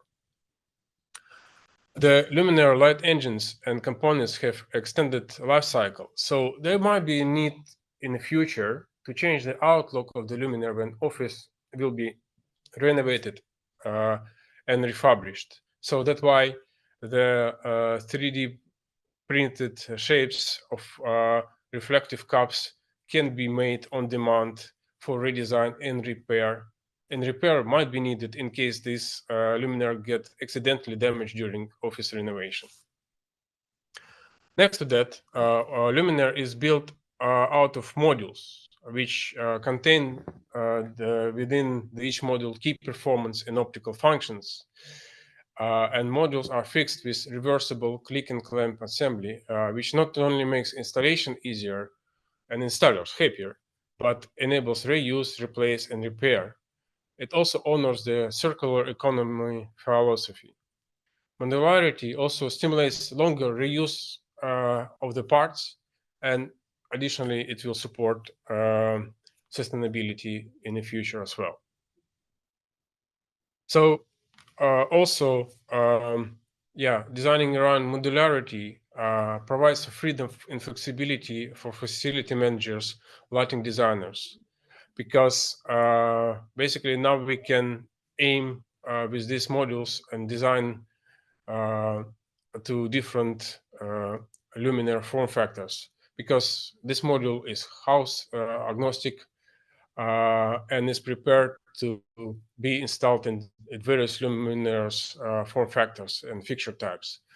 For example, recessed square luminaire or recessed linear luminaire or suspended luminaires basically can be built using these individual modules and still, bringing the same functionality in terms of light control, light comfort, and also larger luminaire spacing up to 14 foot with very good beam control. And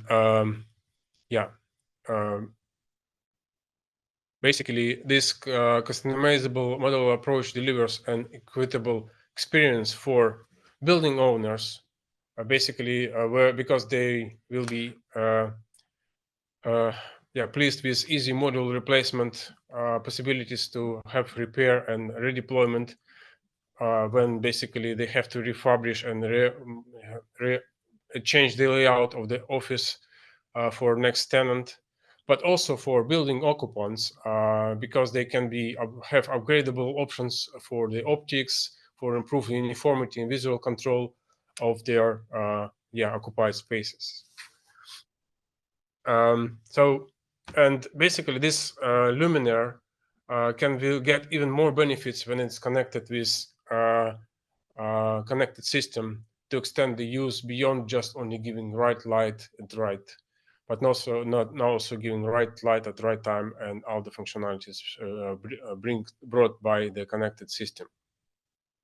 And connected system gets name Interact Next Gen in its aim for light the way to building goals. First, let's look what are the requirements from LpS for connected system, because it gives a guidance, an overview of diverse needs of various types of customers, from installers, facility managers to room occupants. Basically, connectivity opens access to new dimensions and freedom to innovate for conventional lighting. But we need some guidances, right? Where to innovate and what is really needed by the customers. So that's why we can cluster these requirements from LpS in several categories. First is ease of installation, use, and integration, which demands a use of standards for connectivity, interoperability, luminaire level lighting control. And next to that, there is a need for compatibility and interoperability with third-party APIs, application programming interface. It is essential that system should be responsive and adaptive. It requires implementation of such lighting control strategies such as tasks, schedule, occupancy monitoring, and daylight control. For management and service tasks, following enabling requirements are given: addressability, generating energy reporting, and supporting power grid demand response, which is a dynamic way to limit energy consumption by reducing the light levels on both building and area level.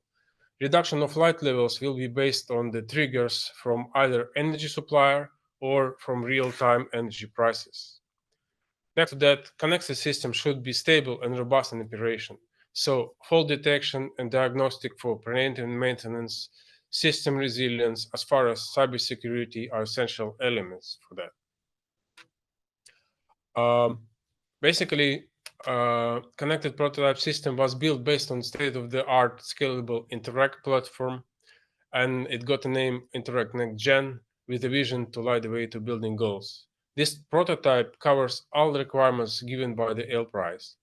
It results in a scalable connected lighting system that provides building owners and businesses with all the tools and intelligence they need to realize the deeper energy savings, drive down operational expenses, and deliver an improved occupant experience. This sensor can be installed into standard system-ready slot, for example, an LpS winning generation flex prototype luminaire, and transfer commands to the D4I compatible driver. Such combinations will be making the true innovative and sustainable commercial lighting of the future. And basically, in the core, in the heart of this system, there is all-in-one luminaire level sensor, which measures daylight, occupancy, temperature, humidity, and sound to help optimize operation cost and employee comfort and productivity. Also, it enables advanced applications that go beyond basic energy-saving tactics, eliminating the need to install multiple independent sensors and reducing cost of entry. It contains the embedded controller and antenna for seamless connection to a Zigbee mesh network, minimizing installation complexity. So the end user will benefit from user things and experience and features it provides. Role-based apps to give different types of users the specific tools they need.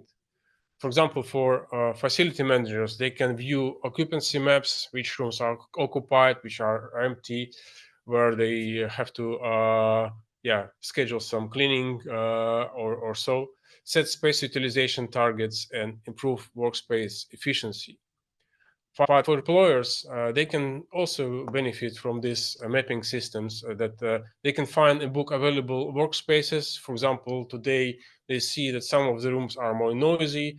Then they can choose other rooms which are more silent because they would like to concentrate on their work today. And they also will be able to adjust their light levels and temperatures and support their comfort. And installers can remotely configure sites using the map-based user interfaces for quick and easy commissioning. And support for power grid demand response will help also energy providers to ensure that these lighting systems can contribute to power grid demand orders. And integration and maintenance is basically also achieved by using flexibility via compliance with standard protocols like sensor-ready, D4I, DALI emergency, Zigbee, Green Power, BACnet, OpenIP, and iBeacon. It supports interoperability across all the categories. Yeah. Serverless cloud architecture is designed to minimize the maintenance burden for customers, and also it's automatically push the software upgrades and alerts of faults and outages are detected. At the end, I would like to say a big thanks to all Signify colleagues who made this possible. It was truly an epic team effort, and with a diverse multidisciplinary group of experts of more than 100 people from different departments and regions. And I would like to thank you for your attention. We have one more expert we want to introduce to you, and he is an expert in optics. It's Dr. Roman Tratnik. He's Deputy Head of Light and Optical Technologies at Ioneum Research. Yes, so hello also from my side, from Ioneum Research, which is a research organization in the southeastern part of Austria, and we're basically active in photonic sensors and manufacturing technologies. And with respect to manufacturing technologies, we are also involved in Fabulous. And just to get you to know a bit more, what is Fabulous? Basically, Fabulous is two different things. First, it is a European project. So it is funded by the Horizon Europe program of the European Commission, and it brings together organizations, also research organizations and technologies that are active in the freeform micro-optic fabrication. And through Fabulous, what we are able to do and what we are learning is how to work together successfully and efficiently within this topic. The second part of Fabulous is a meanwhile established pilot line for manufacturing of freeform micro-optical components. And with that, we are at the service of the European industry and are ready to support them in their upscaling and manufacturing projects within this freeform micro-optic field. So with that, Fabulous acts as a one-stop shop and can provide expertise at all stages of the development chain. And that means that in that context, the pilot line can be approached in any stage of the development, which is spanning from the idea until mass production. And with respect to that, we have really all the respective partners ready to support the customer in the realization of the product, in the innovation. And that is independently if it is at a stage of design, mastering of structures, replication, integration, or as well for a possible material adaptation. So basically that means modeling, origination, tooling, materials, replication, quality control, quality assurance, and integration is what we provide within Fabulous. Just to very briefly present that as a teaser. And if you need or want to know more about that, I invite you to get in touch with my very nice colleagues at the pilot line or at CSAM, or directly visit the website fabulous.eu to get more information. So that's for the brief introduction, and thank you for that opportunity as well. Question to everybody now. We've seen amazing presentations, technologies, applications, different applications.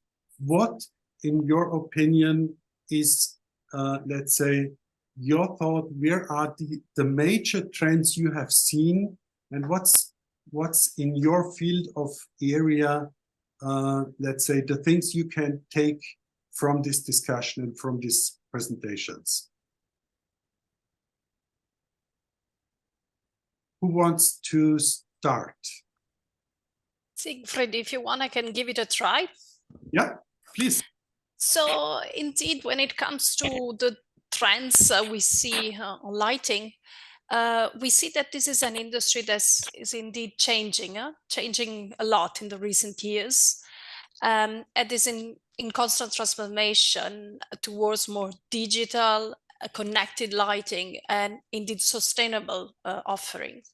Mm-hmm. This is an industry that has been navigating into difficult economic times due to COVID, of course, then component shortage, then war, recession, but is an industry that is still instead surfing the wave of renovation, at least the wave of digitalization, and indeed sustainability. And sustainability, I see that as a great new opportunity for our members, for our companies, for the lighting industry.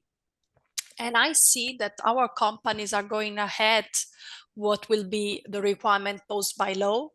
And I see that in particular from the presentation we heard today on the environmental impact, on use of materials, on recyclability, reparability, for indoor and also outdoor lighting and other even special applications. So we see indeed that something is dramatically changing in the right direction. More customer demands for sustainable products, and then more offers by our industry.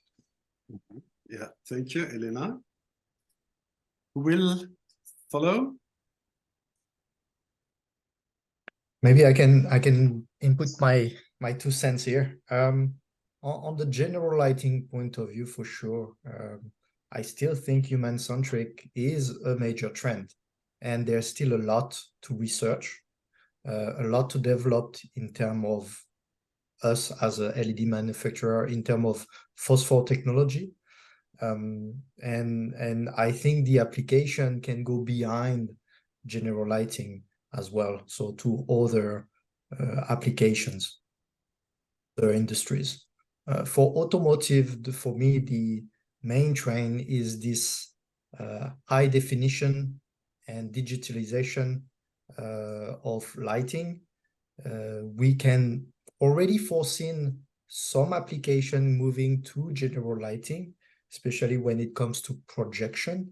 Nevertheless, I still think the technology of this type of high definition LEDs will need to be evaluated by general lighting colleagues in order to make sure that it can be implemented, for, let's say, successfully. Thank you.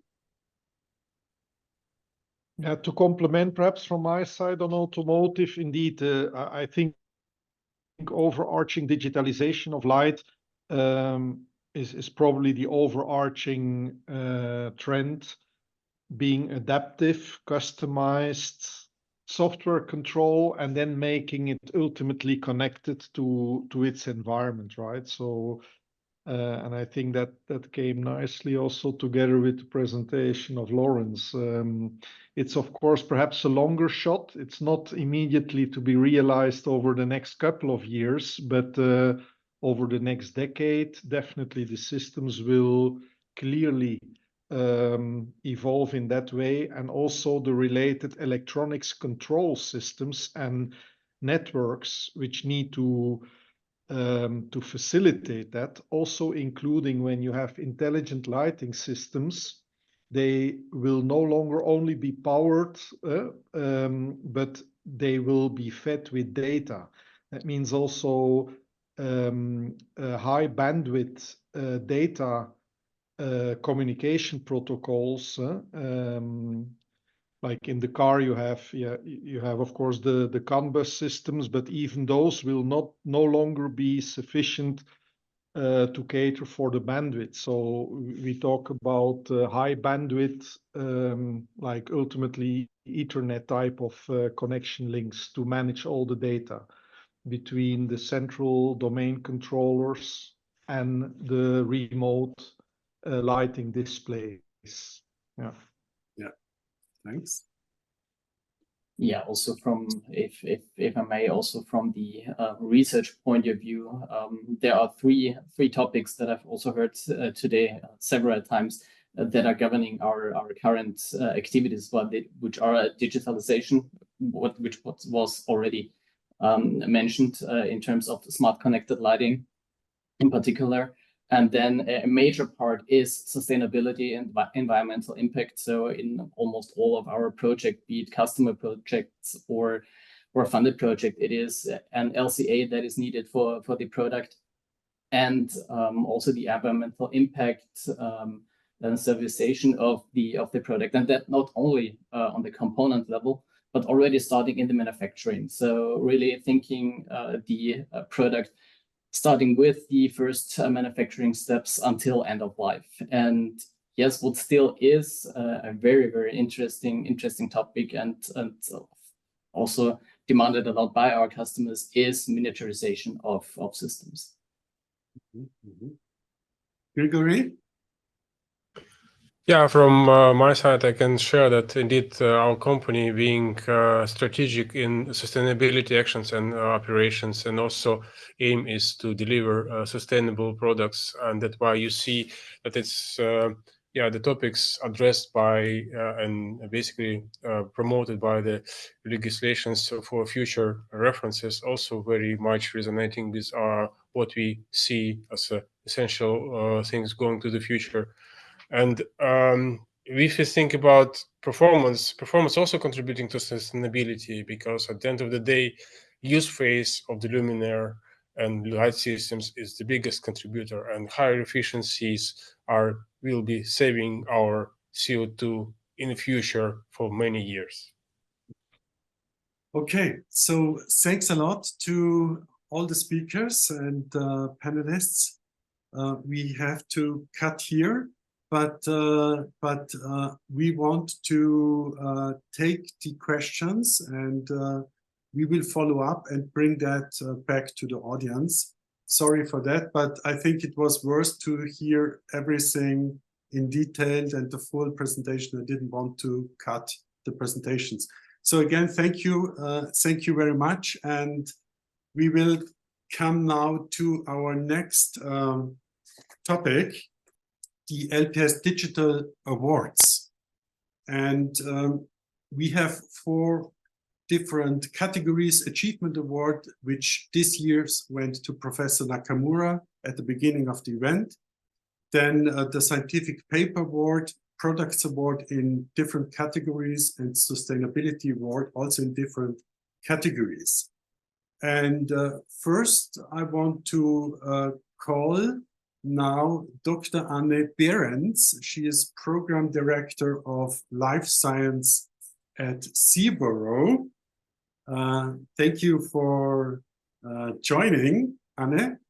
And Anne Behrens won the Scientific Paper Award. That's an award given to the best scientific paper published in 2023 in Lab Professional Review. It was an article republished in LpS 100. And the title is Unlocking the Health Benefits of Near-Infrared Light, a Breakthrough Clinical Study. It is a novel research on the benefits of near-infrared light in LED sector, including its application in photobiomodulation and health improvements. It also was primarily a clinical study with positive effects of photobiomodulation on health and well-being. And it explores the feasibility of integrating specific LEDs into devices USB powered. So Anne, congratulations, and it's up to you for the acceptance speech. Thank you, Siegfried, and the rest of the jury for this award and recognition of our work on the health benefits of near-infrared light. Of course, I want to thank the people without whom the clinical study that we did would not have been possible. First and foremost, Marijke Gordijn, who with her team, especially Marina Jimenez and Michelle Luxwolda, performed all the experiments and data analysis. I look forward to bringing our near-infrared based technology Sunlet to the market and make positive impact in the lives of many people. I'm very happy to work together with Mike Rains and Tom Hilgering, who co-authored the Lab Professional article with me, and all the others at Seaborough to achieve this goal. And I hope that you in the audience today are ready to work with us to create this positive impact in the world via your product portfolio. Thank you again, Siegfried. Yeah, and again, congratulations. Thank you. Bill, Nano Lambda won the product award in the category of sensors with the BLE spectroradiometer XL500. This is industrial, it's used for industrial application in plants, animal, human-centric lighting fields. It's a powerful Bluetooth low energy spectroradiometer. also coming with free Android and iOS apps. It also measures absolute power values, SPD, PRR, PP, FD, lux, CCT, CRI, and CIE color values. It has a single battery with over a week of duration, and it has a potential impact for customer application in health and pollution detections. Also, it's absolutely used and feasible for Internet of Things application. So, Bill, congratulations to your award. All right, thank you so much for this incredible honor. I'm so grateful for to accept this award on behalf of our dedicated team in Korea and in Taiwan, and our collaboration partners and customers over the world. Without the customers, the input and guides, XL500 couldn't be created. XL500, as you mentioned, ultra compact Bluetooth spectral radiometer can measure and record not just the power of color, but also spectrum. All the information lighting industry expert needs for lighting for people or lighting for plants. We are ready to collaborate to and further improve XL500, even to customize it for any specific wearable or IoT applications. Please just let us know anytime.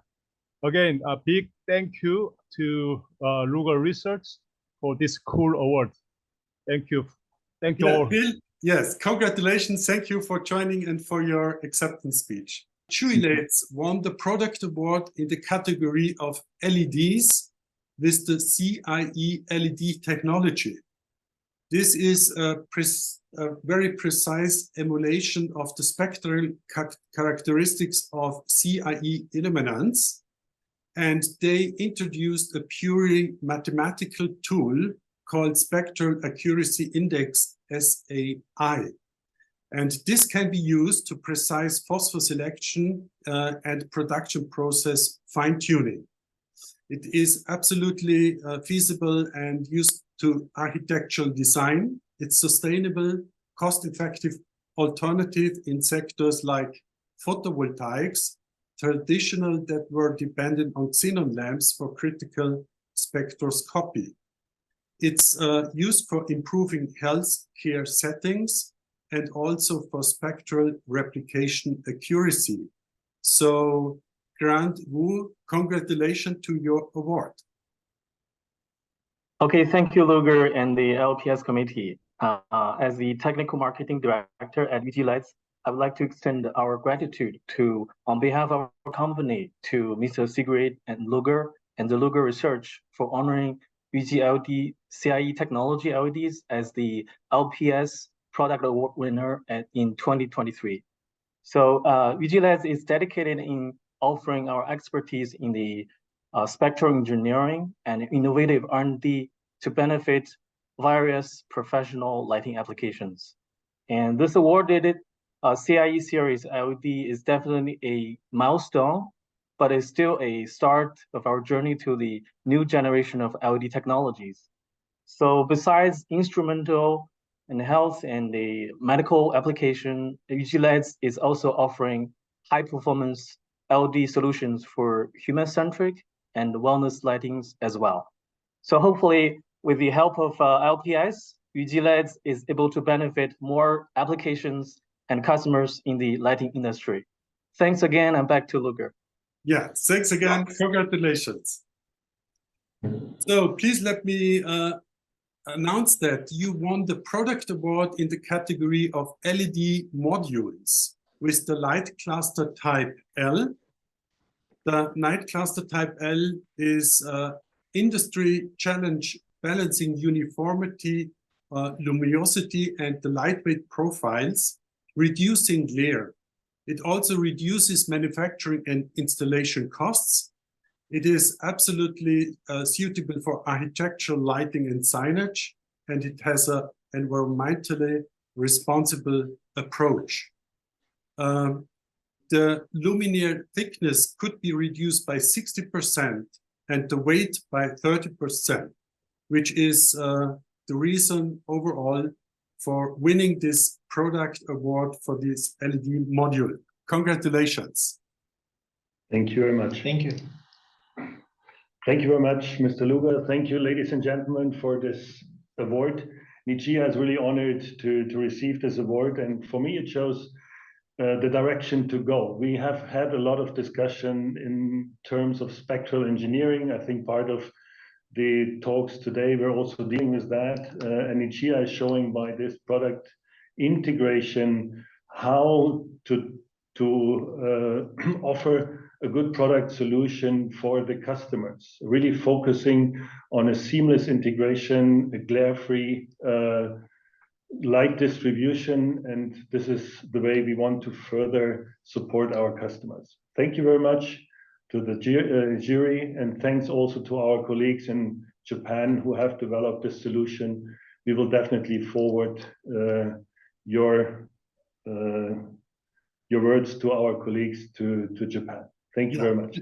Yes, please stay a little bit. Please stay a little bit, because we have, as you see, as a sticker, for this time, the first time we used artificial intelligence with a program developed from the University of Vienna, engineers and experts.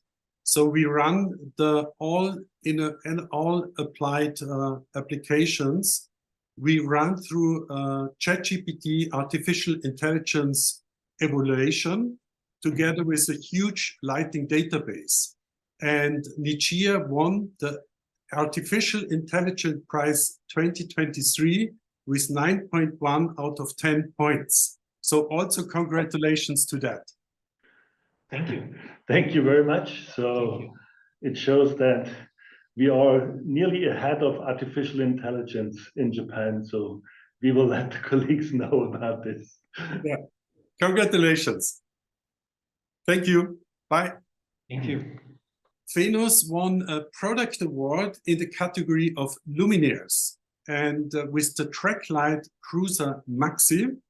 This is very suitable for application museums, retail, and art exhibitions. It has precise object-based light spectrum tuning, 6-channel custom-developed LED module, and a state-of-the-art color mixing optic ensures uniform intensity and exceptional color mixing. What is very special here is it analyzes the scene pictures and optimizes the spectrum based on object colors. This is very unique. It's an unparalleled customization and visual enhancement in various settings. It can be controlled manually or by wireless control. So congratulations, Kave, to this award. Thank you very much. Thank you, Mr. Luger, and your team for organizing this wonderful event. I'm truly honored to receive the Innovative Product Award at LpS Digital Summit 2023 for the Croza Maxi from Phenos. First of all, I would like to take the opportunity also to express my sincere thanks to Professor Peter Hanselaar and Professor Kevin Smith from the Light and Lighting Laboratory of KU Leuven in Belgium. Their valuable advice and strong support during my PhD research were crucial for creating Croza Maxi, and their guidance played a key role in shaping both my understanding and success of our work. I must also acknowledge my exceptional team in our R&D department, whose dedication and expertise contributed to the design and development of all electronic, mechanical, and optical components of the Croza Maxi. Thank you to the LpS Digital organizers and juries for this recognition. Yes, thank you. Congratulations again. Kumux received the product award in the category of controls for the dynamic lighting API, Kumux. This API is enhanced human well-being by replicating the solar cycle indoors. It's a cloud-based intelligence, AI and data science driven controls, which is really outstanding, and based on statistic data and lighting. It is in harmony with the natural circadian rhythms for health, mood, and productivity. It's a solution also for architectural settings. It utilizes indoor spaces, and it's a successful fusion of technology with natural principles. So Letizia, congratulations to this award. Thank you very much for this award. We are really honored to be here today and receive this incredible award for CUMUX. I want to dedicate this achievement to our team, whose dedication has been crucial in developing our software suite, and also to the customers that trusted us for their projects to optimize dynamic lighting. Well, we consider this award as a recognition of our vision that light can be more than just an element to visualize our surroundings, and it's a non-visual tool to improve people's health and well-being. And at CUMUX, we want to democratize the knowledge about these non-visual effects, offering an accessible tool that complements major control systems with science-based data and works with any lighting fixture. So we are always open to collaborate with any actor in the lighting market. Thank you very much again for this award. Yes, congratulations again, Letizia, and thank you very much for joining. Also awarded 5 products and in this area of sustainability. And for the first one, I want to ask Maria Tupete, the Director of Application Engineering of Bulb Incorporation, please to join. Hello, Maria. Hello, everyone. Hello. Hi. Hi, nice to meet you. Nice to meet you too. So I'm honored to stand before you today as we accept this prestigious gift for our groundbreaking UVB LED product. This recognition is a testament to our entire team's dedication and innovation, but I want to express my deepest gratitude to our R&D team. It is their tireless effort and commitment to excellence that have made the exceptional performance of our UVB LED product possible. As technologists, we are driven by a shared belief in the transformative power of technology to address pressing challenges. Today, I want to highlight the multifaceted potential of UV LEDs as an extension of the LED revolution since the 2000s.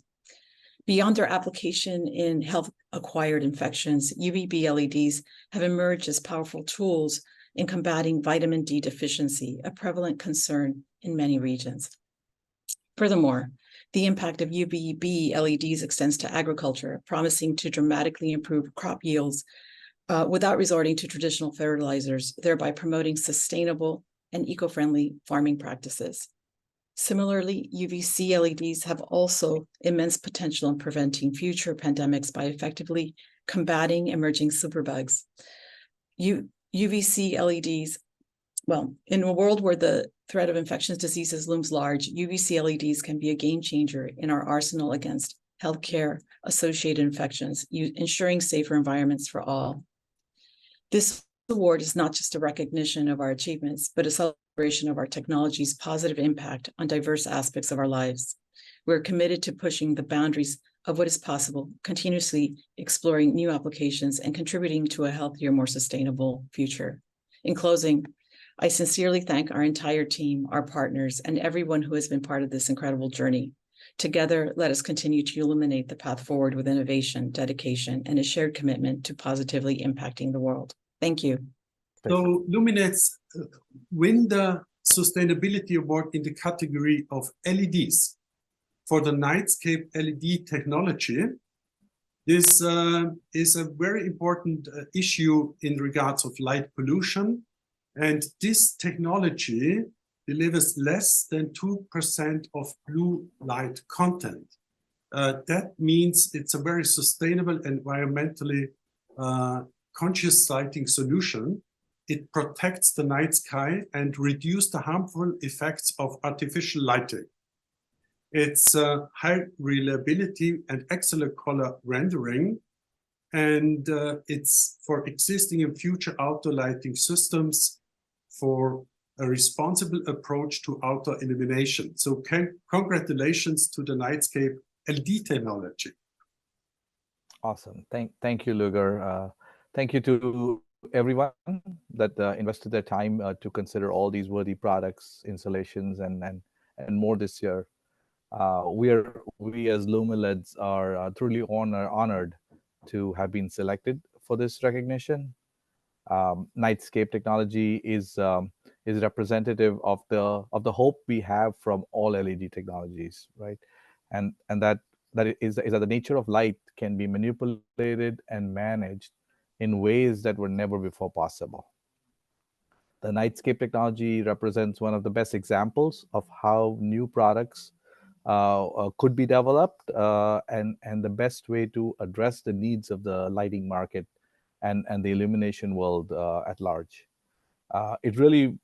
This idea did not originate with us to target a broad spectrum with less than 2% blue.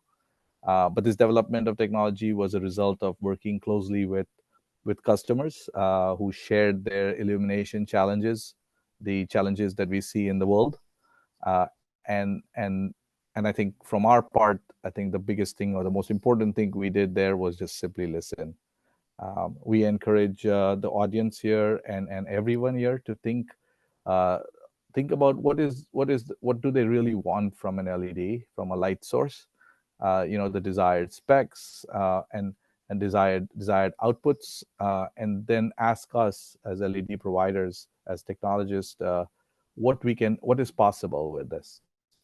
I think with that we can make more contributions as well. So thank you again for the award there. Yeah. And thanks. Thank you for joining and congratulations. Thank you.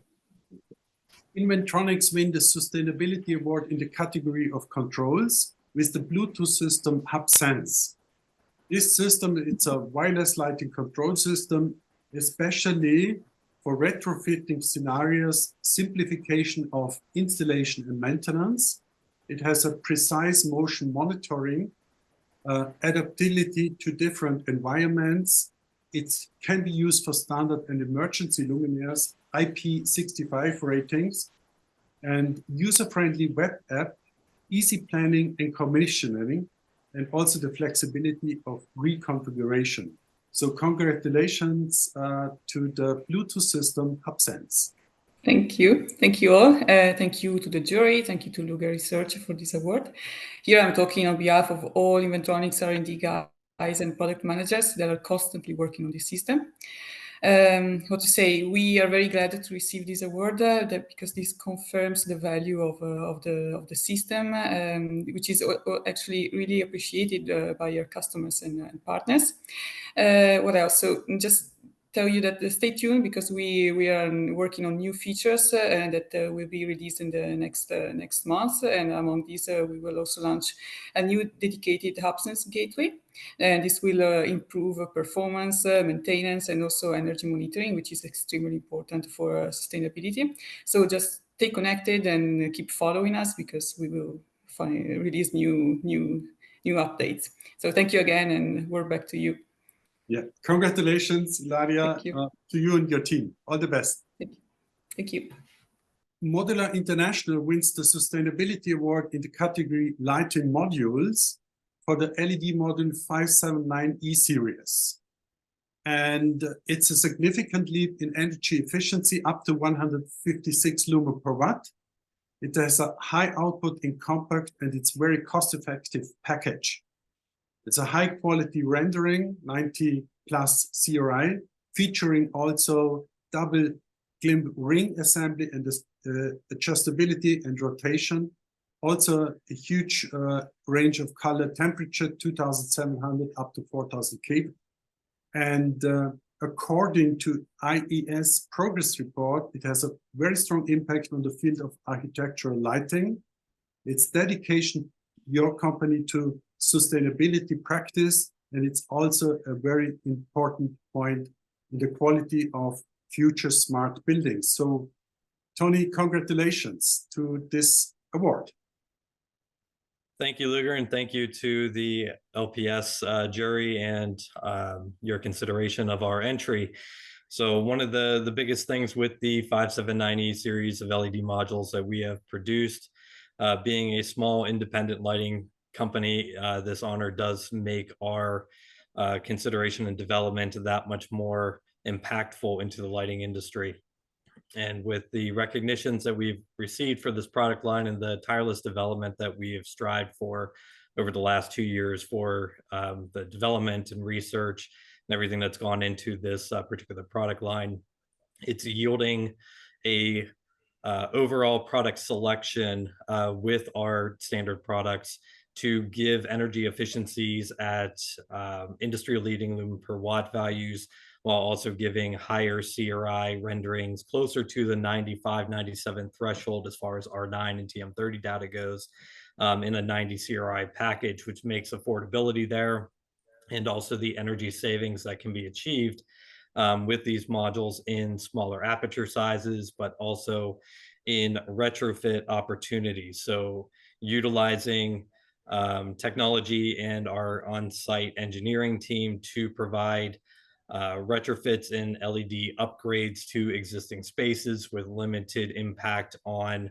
the overall client and construction budgets make this particular series of product and our innovations just that much more appealing to the architectural lighting industry.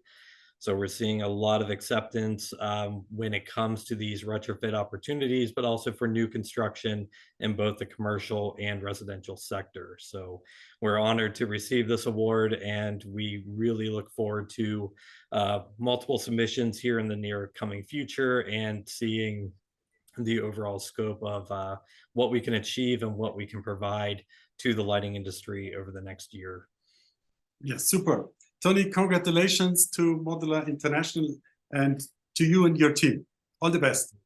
Temeloy Life Cycle Assessment Calculator, LCA Calc. It's a calculator for the environmental footprint of luminaires. It's advancing ecosystems design practice in lighting industry. Its data-backed analysis provides clear insights into the ecological impact of lighting fixtures from production to end of life. This development has been done with CIREC, that's a cutting-edge life cycle assessment research center, and the jury applauds LCA Calc for its role in promoting sustainable practice and for its pivotal contribution towards a greener future in lighting design. So congratulations to Temeloy and to you, Tiffany. So thank you so much, Siegfried. I'm very honored for this award. From the beginning of my path on improving sustainability of luminaire or lighting design, I saw the need to simplify the complexity of life cycle analysis to be able to make scientific eco-design decisions.